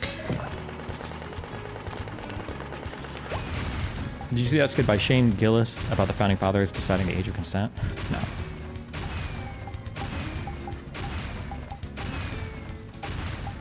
Any of these things. This is a personal action that I personally do. Not just that ideology that I believe in. These are two separate things. So there is a false equivalence that he's making there. But in the end, no one is saying, Islam is not teaching you to get angry if just anyone is talking about Islam as well. This is another straw man that he's making in this analogy. So Islam doesn't teach if someone speaks about Islam, then you just go around and do whatever this stuff he's saying. So that's not Islam. But so maybe it doesn't work. Does that false equivalency happen? I notice it a lot, not just with these blue hair people, with all of them. Isn't their religion, because humans are always inclined to follow something. They need faith in something. Don't you think that LGBT and this whole, that craziness, that's become their faith? Why does that, oh my God, I hate the world, bro. I hate the world so much, bro. People cannot just cannot live and let live as long as you're not hurting somebody else. There's always this abstract, amorphous idea of, well, you're hurting society every time you decide to be gay. It's just like, bro, like who am I? Like, has it ever happened to me? Like, I'm sorry, Sneeko, we can't hire you at this job. Have you seen the news about all this LGBT stuff? It's wild, so we can't hire you. Like how much of your life is really like? Oh, that's man. why they compare it to Islam. If you were forced to choose a religion out of all of them, which one would you choose? I'm impartial. You can't ask me that fairly because I was raised Catholic, right? Personally, I'm impartial to Christianity. I think that Jesus embodies probably the best values in terms of like treating people selflessly, in terms of doing things for others, in terms of like defending your faith, but also like being sacrificial for other people. Like I just think Jesus strikes a really good balance of that. Old Testament shit, I don't know if Jewish people study the Old Testament like we did. Old Testament shit is really brutal. That God seems ass mad as fuck. And then Islamic stuff just seems like it has a lot of potential problems too, where they all seem ass mad as fuck. I feel like Christianity strikes a good balance, at least of the three Abrahamic religions, in terms of like being a selfless, compassionate, caring person. Christ is king. Christ is a king. Why not Judaism? I don't know. That God just seems really mean. Like, there's like a whole book with like Job where Satan is like, I bet Job like won't be holy to you, and God's like, well, I'm gonna torture this guy for like decades and see what happens. Or God is like, go stab your kid in the throat because I told you to. And God's like, okay, I'll go do it. That's not Job. I don't remember the names. Yeah, sure. Or Moses. Moses spends. It's symbolic numbers. I don't know if you know this, but all the numbers in the Old Testament are symbolic. They're not real. So like when it says, I think 40 is supposed to be a number, 3 is perfection, 40 is a number of like trials and suffering. I think 6 is evil. So like when somebody says somebody wandered the desert for 40 years, or when somebody says something like somebody like wept for 40 days, or it's because they're going through like a trial of some sort. Moses led his people out of Egypt through the Sinai Peninsula, through the desert, for 40 years. And then he gets mad and he hits a rock twice, and God keeps him out of Israel. That's brutal. That's brutal, man. Is that a commonly agreed on thing, that the numbers are metaphorical? It should be, unless Jewish people are delusional. Wait, are there any Jew dudes in here? You must. In Christianity, we were taught to read those numbers as metaphorical. That's why like 666 is like 3 sixes is like the perfect evil. What are the other numbers? 40 is trial and tribulation. 12 might also represent perfection or something, because there were 12 apostles or something. I think. I'd have to go and check, but I'm pretty sure the numbers are all supposed to be like symbolic. Okay, yeah. When I finally get it, It's called gematria. I had a friend tell me that's like Nazi shit. I don't know how true that is or not, but maybe. Pretty sure God got mad at Moses for saying that it was him, Moses, that summoned the water from the rocks and not God. So God took away the power for not praising him. Is that true? I thought that the issue was that, I'm almost positive that's not true. I'm pretty sure that God told Moses that if he fucking prayed to the rock bullshit, that the rock would produce water, or mana is what they called it, I guess. But Moses got impatient and he hit the rock instead. And then after he hit the rock, it was his impatience and his lack of faith that God punished him for. That's what I thought it was. Maybe the other thing happened too? I don't remember. That's the guy you gave the 10 Commandments to. Damn. The view of Moses hitting the rock and why he was punished is an incredibly complex topic. Literally dozens of books on the topic. Yeah, I'm sure there's a ton of interpretations about a lot of different biblical things, yeah. Could be wrong, but the power was to bring the water from the rocks by hitting it. Maybe. He was either supposed to speak, or I think Jordan Peterson, somebody mentioned, I think Jordan Peterson said it was to speak. I think he was supposed to hit the rock once, but then he hit it twice. We don't have to guess on this. We can just go read it. What book is this? I don't even know. Moses hits rock. Old Testament. Numbers 20, verse 7. It's the book of Numbers. Genesis, Exodus, Numbers. I will accept all the Genesis, Exodus, Leviticus, Numbers, and Deuteronomy. In the first month, the whole Israelite community arrived at the desert of Zin, and they stayed in Kadesh. There, Miriam died and was buried. Now, there was no water for the community, and the people gathered in opposition to Moses and Aaron. They quarreled with Moses and said, "If only we had died when our brothers fell dead before the Lord. Why did you bring the Lord's community into this wilderness, that we and our livestock should die here? Why did you bring us out of Egypt to this terrible place? It has no corn or figs, grapevines, or pomegranates, and there is no water to drink." Moses and Aaron went from the assembly to the entrance to the tent of meeting and fell face down, and the glory of the Lord appeared to them. The Lord said to Moses, "Take your staff, and you and your brother Aaron gather the assembly together. Speak to that rock before their eyes, and it will pour out its water. You will bring water out of the rock for the community, so that they and their livestock can drink." So Moses took the staff from the Lord's presence, just as he commanded him. He and Aaron gathered the assembly together in front of the rock, and Moses said to them, "Listen, you rebels, must we bring you water out of this rock?" Then Moses raised his arm and struck the rock twice with his staff. Water gushed out, and the community and their livestock drank. But the Lord said to Moses and Aaron, "Because you did not trust in me enough to honor me as holy in the sight of the Israelites, you will not bring this community into the land I give them." These were the waters of Meribah, where the Israelites quarreled with the Lord, and where he was proved holy among them. Oh, it did kill him. Okay. Well, Dumbass. critical. Do the Jews tell this story differently? What would I look for? Numbers, chapter 20, Torah. What do you call this in? I don't know anything about the Torah or how the fuck this works. It's written in Hebrew, so I imagine this is... We're in a feminist world. It's written in Hebrew. Destiny. By using the word "we," Moses was likely referring to himself and Aaron. Ooh. Okay.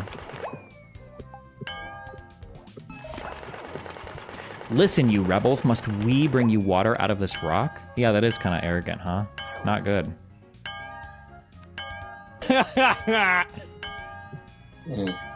Listen, I'll up the number, okay? 30K to anyone who'll make this dipshit disappear and make Eve's breasts bigger. Okay, you have to do both. All right? Because then it's a win-win for me. I get more breast. Who's Eve? And I don't have to see that moron on my timeline anymore. So if you think about it. It sounds kind of bad, but it also kind of sounds like she's joking. So like, I don't know. Is she really making an actual death threat, or? I want to talk about audience responsibility with you. Okay, you've got 5 minutes. What do you mean 5 minutes? Don't be gay. I have a big debate on the first time I'm trying to do this. Yeah, but go ahead. Do you know who Think Before You Sleep is? No. Okay, he's like one of these maybe like anti-woke type YouTubers. He makes videos like this person's dumb for being woke. This woke ideology is dumb, whatever. Yeah, cringe. He made a video about this Illymation person where he basically said that she was like promoting fat acceptance, right? People who make their whole existence anti-something, it is cringe because you don't. I think this shit is cringe. I don't know, because like to say that every single woke idea is just wrong, or like I feel like all your criticisms need to be it goes too far, not necessarily that the underlying root of it is wrong, unless you disagree with understanding how systems work and how certain incentives make other people suffer while other people benefit from turning a blind eye. Like that's you disagree with that. Okay. And he said in his video, he was like, it's possible that some of her advice is going to lead to people overeating and then dying, is basically what he said, right? Okay. The arguments were kind of crazy. There were also other segments of the video that weren't good, like him like analyzing her dress code and being like, actually, she shouldn't do this because it makes her look ugly, but if she did this, she would look better. Like, it was kind of a dumb, there were dumb parts of the video, right? Okay. So Illymation saw this video, and she decided to go on her Tumblr and encourage people to flag down the video because she said it was cyberbullying, and she said it needs to go down, which I don't think it was cyberbullying. He definitely... Okay, I get the point. What do you need my opinion on this? Okay. So Noah Samson is now weighed in. He's weighed in on the situation. Don't even, Whatever his opinion is, mine's going to be the exact opposite, but go ahead. Oh, no, wait, because you've got, like, the anti-woke on the other side. Oh, fuck. Okay, sorry, go ahead. You've got both sides. You've got both sides. Retards, That's why it's so good. Noah Samson made a video saying that the reason why Think Before You Sleep, his video maybe should go down, is because this other separate forum, not Kiwi Farms, not Website Zero, another site, basically they saw the fact that she was trying to get Think Before You Sleep's video get taken down, and then they decided to dox her. And when she got doxxed, she had to break the lease on her apartment, and she lost $10,000. She left. And basically, he's implying that Think Before You Sleep is responsible for the fact that because, in Noah's view, he spread misinformation about Illy's video. Therefore, these people took that and ran with it, and his video caused her to get doxxed. I think that's really dumb. I don't put a lot of weight on audience responsibility, but I know you put a little more. What do you think? Yeah, I put a huge weight on audience responsibility. But I mean, like, just doing a video about someone, I don't think is enough to say that it's your fault they're getting doxxed or whatever. Yeah. I think that if it depends on the audience that you've crafted, though. Like, if you have an audience that does that often, then fuck you. I think you have a lot more liability for it. But if a totally unrelated third party is doing it, I'm not sure. But I would need to be more informed on like their audiences and what kind of behavior they generally engage in for me to have a stronger opinion about it. Yeah. It seems to me like an unrelated third party. Like, it's a separate website. This website is like, whereas Think Before You Sleep is like, maybe you could kind of say he's right wing.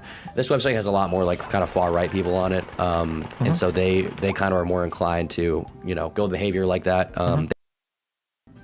It's always weird to me how far, like, people on the right will be like my rights, my constitution, my freedoms and all that. But like, I don't. You're doxing people. Like, what's the point of doxing people? Like, is the point to silence them? Is the point to get them killed? Is the point? It's like, what outcome? You understand that doxing people increases the chance of them not being able to pursue happiness, increases the chance of them losing their life, increases the chance of, or decreases their desire to want to speak out free. Like, you understand that you're, like, decreasing the weight or the power of this person's rights when you do that, even if you don't take them away. Like, they've doxed a bunch of YouTubers, at one point myself included, unfortunately. And they dox people for like very asinine reasons. And they typed out an explanation saying, well, because this person, Illymation, is woke, because she tried to deplatform Think Before You Sleep, we're gonna dox her. And then Noah makes the argument. He's like, well, it's actually not deplatforming because you have to have 3 videos get striked to get deplatformed. And in reality, she just wanted 1 video get taken down. Noah's advocating for DMCA or a community guidelines strike? Community guidelines is what Illymation was trying to do to Think Before You Sleep. What, and under what basis? Under the basis of attacking her appearance because he said that her outfits were bad. So the question when I always look at situations like this, I always try to back up and I try to ask, like, what's the rule? So, like, what is the rule that we would craft here? So then if you make videos about people and you comment on their appearance, that should be banned? Or That should be done soon. like, that doesn't seem like a satisfying rule to me. Like, I should be able to call somebody ugly without being banned. That seems a little bit wild, no? I know YouTube has a rule where you can't attack people's intrinsic attributes. It's not really enforced across the board, but basically after commentary channels like Leafy were being like, look at this kid's fucked up tooth, they put this rule in place where like you can't target someone and be like, this guy's fucking disgusting. People on YouTube still do stuff like that and they don't usually get hit. It kind of depends on who you are and like, you know, how YouTube wants to enforce it that day. But Think Before You Sleep's video wasn't down, then Noah Samson makes a video and then it immediately goes down. Basically, like within hours, it goes down off of YouTube. So I don't know. It's interesting drama. I know August would love you to look at it. I know you're doing debate prep, but I know it would absolutely tickle you. Okay. Community guidelines on harassment. Content that contains prolonged insults or slurs based on someone's intrinsic attributes. These attributes include their protected group status, physical attributes, or their status as a survivor of sexual assault, non-consensual intimate imagery distribution, domestic abuse, child abuse, and more. Content uploaded with the intent to shame, deceive, or insult a minor.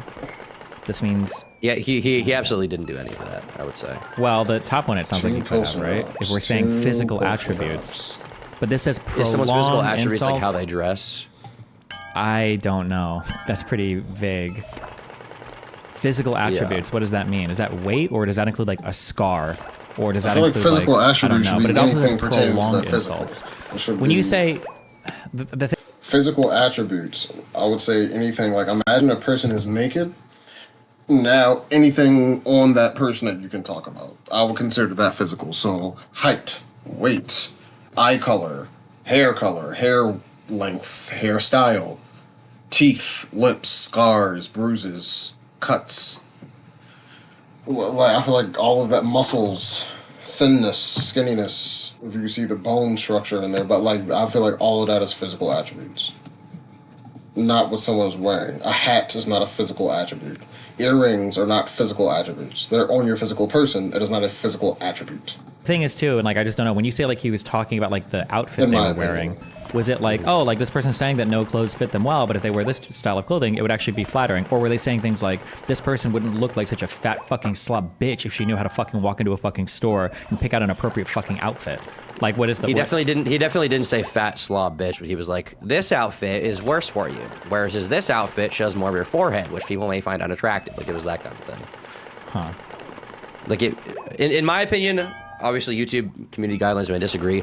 I think you should be able to call people ugly on YouTube as much as you want. Obviously, that's not in my hands.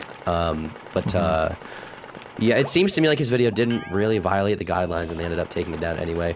I think the worst thing the Think Before You Sleep did in that video was be like, by giving this dumb advice on dieting and how you shouldn't have to worry about what you eat, she's going to directly lead children to die, which is kind of what he said. I think that was really dumb. But I don't think that's deserving of deplatforming either. I feel like you should just disagree with the argument and talk about it. I guess, I don't know. I would have to know why the channel got taken down. Like what, because he should have been given a specific community guidelines warning, right? Or it should have said specifically what it was for, right?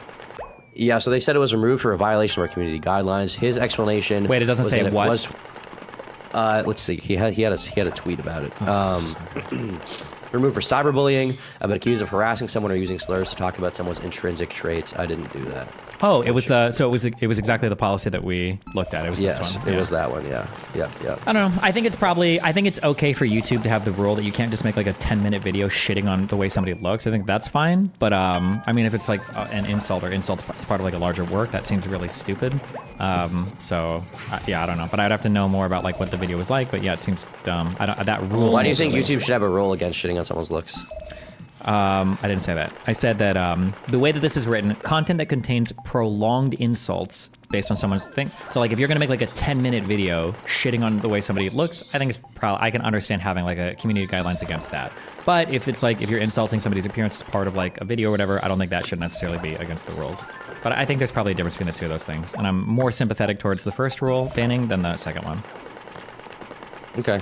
Interesting. So like if you made like an hour video about Boogie and all the horrible things he's done in his life, and like 10 minutes of that hour-long video are about like his weight problems and him being a fat fuck and disgusting and blah, blah, blah, that would be fine. But if you made just a 10-minute video just like talking about how much of a fat fucking loser he was, then maybe not fine, I guess. Like yeah. Based on YouTube standards, not yours. Based on YouTube standards, yeah. Okay, gotcha. Yeah, I don't know. It seems very... I don't like the idea that... I know you put a lot of weight in audience responsibility. I don't put nearly as much, and I really don't like this idea that because you make a video about someone being critical, even if your video was like, let's give the most uncharitable view of Think Before You Sleep's video. Let's say he was very dishonest about the video he criticized, right?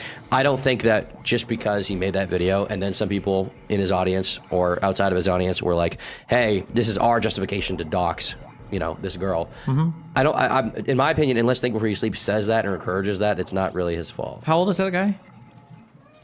I think this is Seanhead's boyfriend or fiance or whatever, right? No, Brittany Venti. Or Brittany Venti, yeah. I don't know, late 20s maybe. This is like this is my macro view on this stuff, and then you take it or leave it or whatever. This is my only issue, okay? The only thing I don't like is when people are dishonest. If people are honest, then I'm okay. I'm more okay with them doing bad things, but when they're dishonest, I just want them to off themselves. So there are ways when I cover people where I know exactly what's gonna happen, okay? And if I say certain things, and if I portray somebody in a certain light, I know exactly the type of response I'm gonna elicit from my community to like a 95% certainty. Like there might be some off weird things that happen and you just like, oh shit, I had no idea. The reason I don't like this whole, I'm not gonna say I don't understand it, but I feel like there's a level of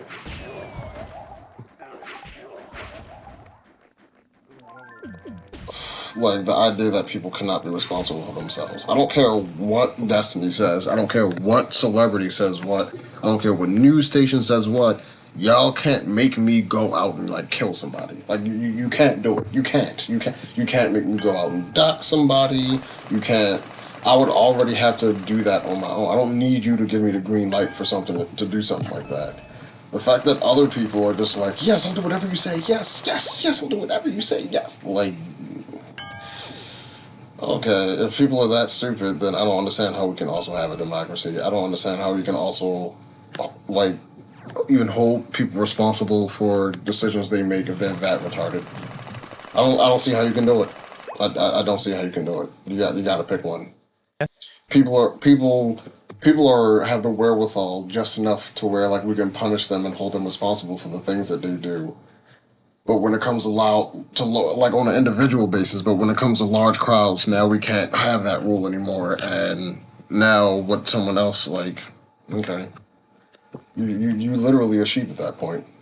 But for the most part, you know what's going to happen. I don't like it when people pretend like they have no fucking idea what things are going to look like when they do a particular thing. So that's the only thing I would ask for. If content creators are going to engage in a certain thing, then be honest about it and understand what you're doing. Or you should understand what you're doing.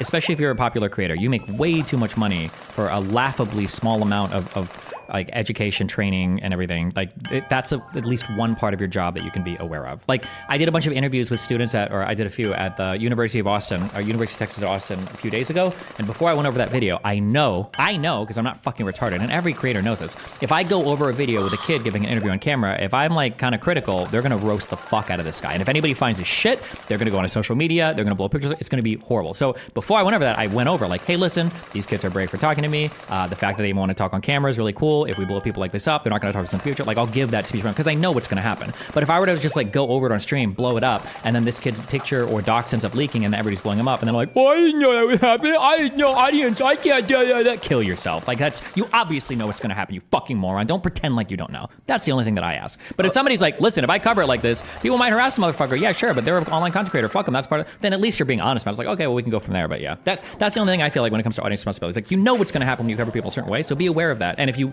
want to counter that, then head it off. But if you don't give a fuck, then be honest you don't give a fuck. Don't say you had no idea. I mean, obviously stuff like that might happen, but you think it's enough to give like basically give like a tacit like disclaimer, be like, hey guys, don't harass this person, don't give them shit. I like talking to them. You think that's you think that's enough to like absolve yourself of responsibility, basically, for whatever may happen? If you're doing that seriously and you're making best effort, yeah, because it's not like you shouldn't be able to not cover people. You shouldn't be able to not insult people, right? But, yeah. Yeah, exactly. Okay. Well, good luck with whatever, Gade. Okay. Also, I'm not signing off in particular on any of this particular drama because I haven't watched the videos. I might feel very differently about this particular instance based on seeing how the people talk about each other. So, yeah. Exactly. So true. I love it. Okay. Bye. All right.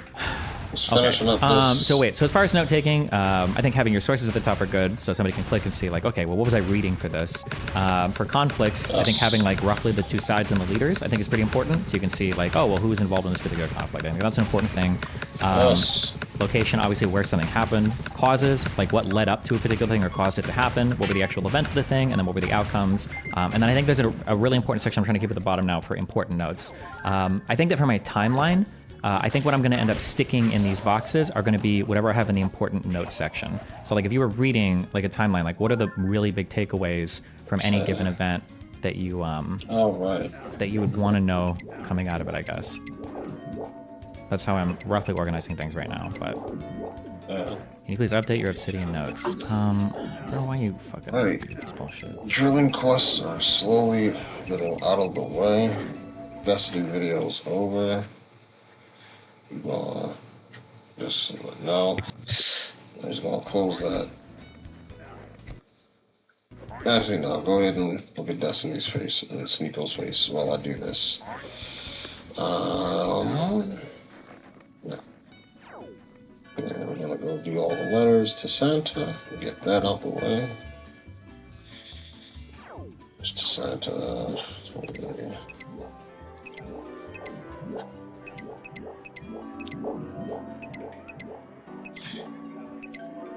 Okay.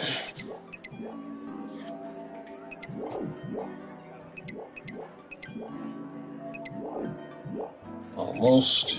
Okay.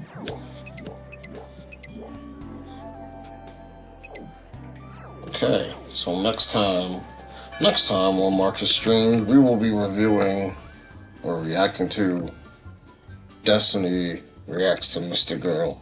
I feel like that'll be an interesting conversation to react to. I'm looking forward to it. Maybe I'll stream tomorrow, hopefully. I'd like to. But we'll see. We will see. We will see what happens, y'all. Let me clear this shit out first before we go, so I can have a fresh, clean slate the next time I play.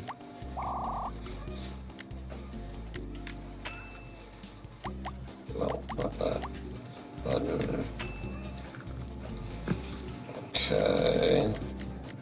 Yeah, so like that. I'll put this in there.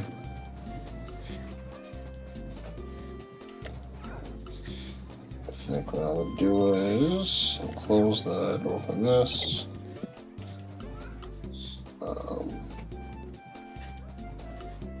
16. Oh, damn.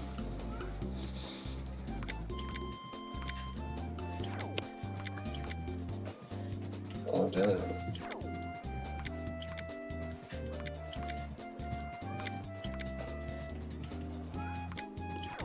I think what I should do. How many OS I have? 7. I'll take 7 of these out. And then I will buy, I think I need 7 of these. And I'll go to this nigga. You can make it here, right? Yeah.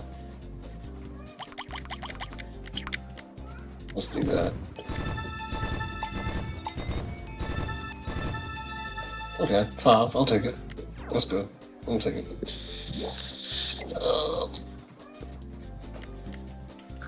Okay.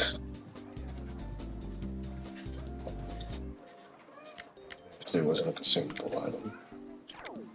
Okay, so we did that. That cleared up some space. Put these in here. Close this. Let's get rid of all these coupons. It's money. Get my money up. What is that? Run it up. Oh. Run it up, run it up, run it up. Okay.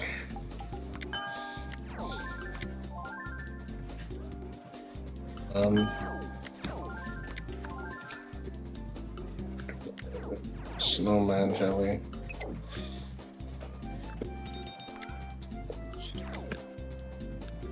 Okay. Okay, put that in there. Put that in there.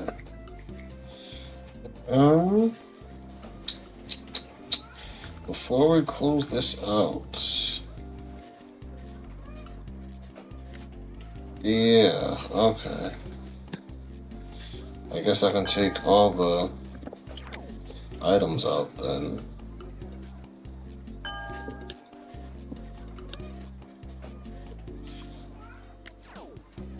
Well, all the items I know that.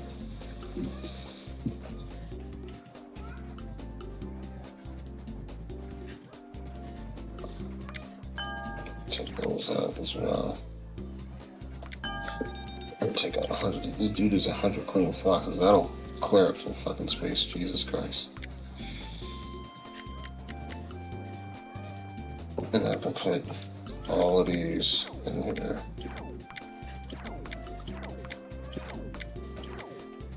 Space for it. And okay. So now we've done that. We're gonna clear out these quests. What do I have? Okay, so I'm gonna go down here, clear out these quests right quick. Just so I can clear it out in my inventory.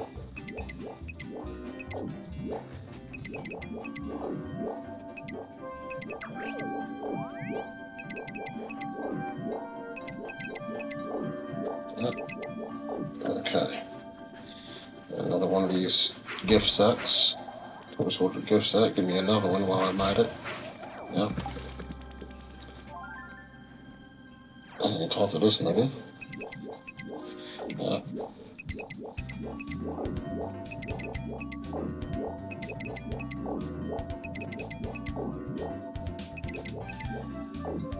Awesome. Okay.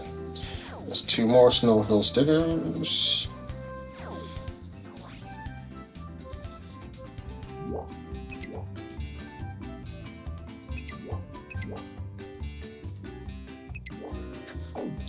Okay, 100 Flockus, okay. Another Snow Hill sticker, okay. We're gonna start putting everything into attack now. Now that that's at 400, now we're gonna focus on attack every level. And I think that'll be it for this stream. I keep saying that, but I keep doing more and more shit.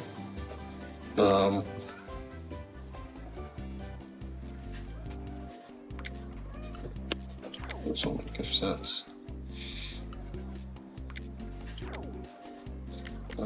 Snow Hill sticker. Yeah, that has freaking weight to it, so we're gonna put that in there.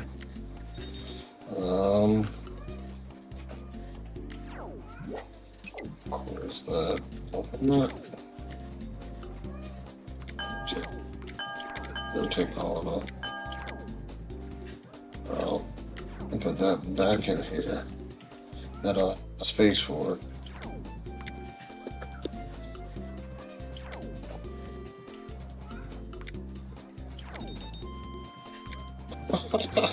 Back to negative 280.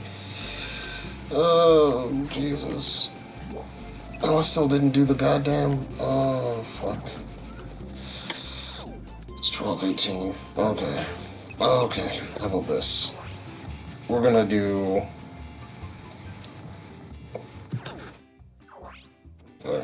There's 3 things I want to do, and then we'll be absolutely done. Then we'll be absolutely done.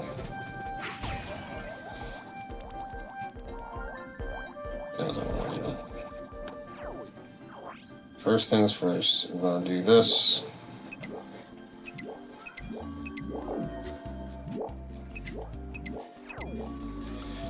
Now we're gonna go for a walk.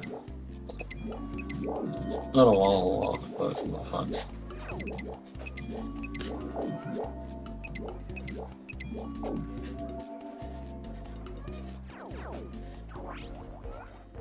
Higher level than these dudes now.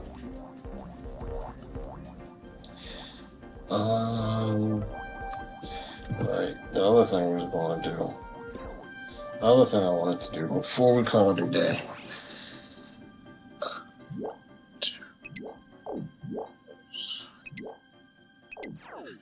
Aquas, thank you for spawning me here.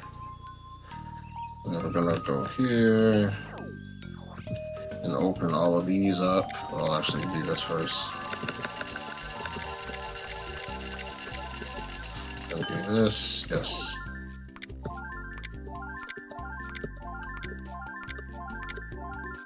God damn it. Give me no store more tickets. So store more permits. Fuck you. Fuck you, Conley. I'm gonna put this adamantite in my goddamn bank though. It's just gonna weigh me down.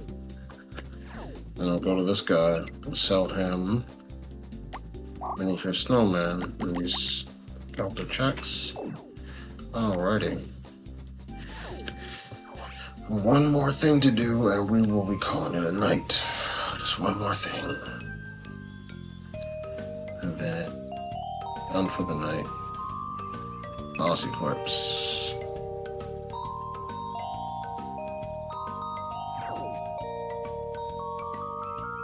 Make some different.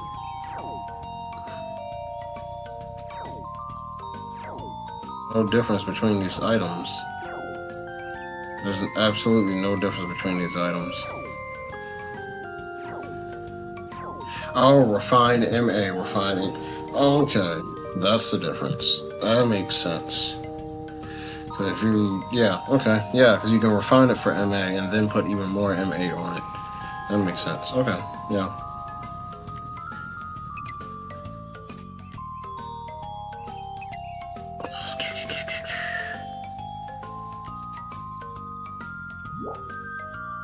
Battle relics. And then we're gonna do the first 3 bosses of Chaos Tower since I can't beat the 4th one. Yeah. And then that'll be it for the night. Just a couple more things. Just a couple more things. Actually, we're gonna start off at the far end. Yep, we're gonna start off at 37 and then work our way down.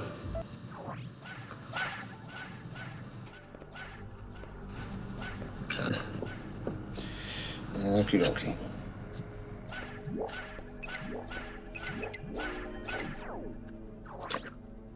Let's do it.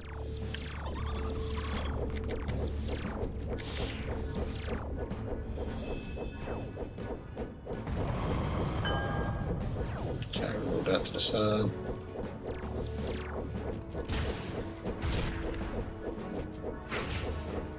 Build, fucking faggot. I can't see that. Holy shit, it's a good thing I'm early in my streaming career.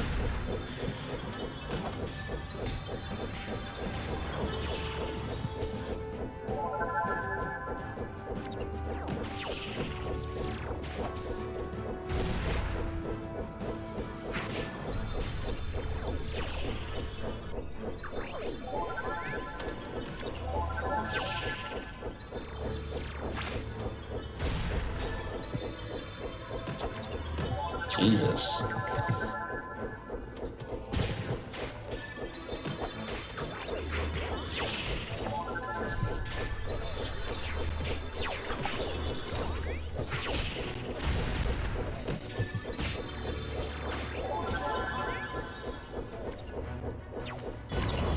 There we go.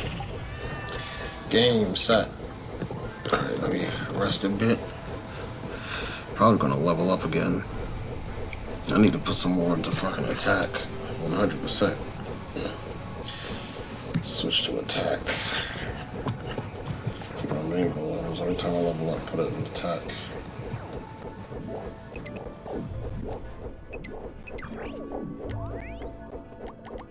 It's 630. Okay, 25th floor. Yep. 25th floor. Okay. And this one should be much easier than the one we just fought. Actually, where's the? I'll put these. Yeah, put these right here. Yeah. How much these strawberries heal you? 300. 300. Yeah. Yeah. Okay. That's good since I know I'm not going to die. All right.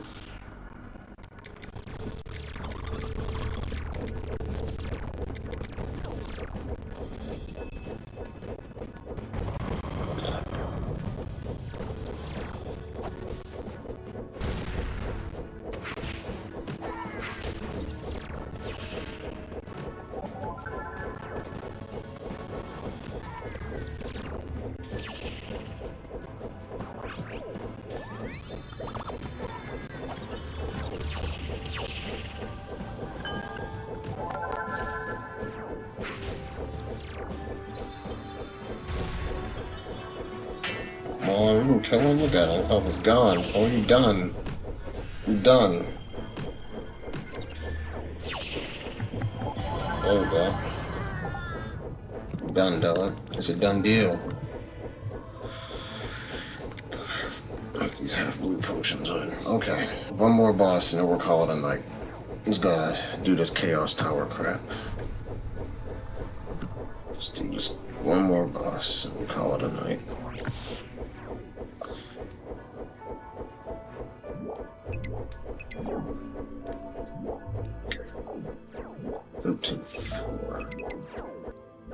Okay. And should I want to stream tomorrow? Oh man, I do. I do want to stream because I know exactly what I want to stream too. That's the thing. I was thinking about it today. Like, what am I going to stream today? That's going to be hard to offer anything of substance on the Israel-Palestine debate, but on like a more philosophical grounds, that's definitely my domain. That's definitely an area I can really dive in.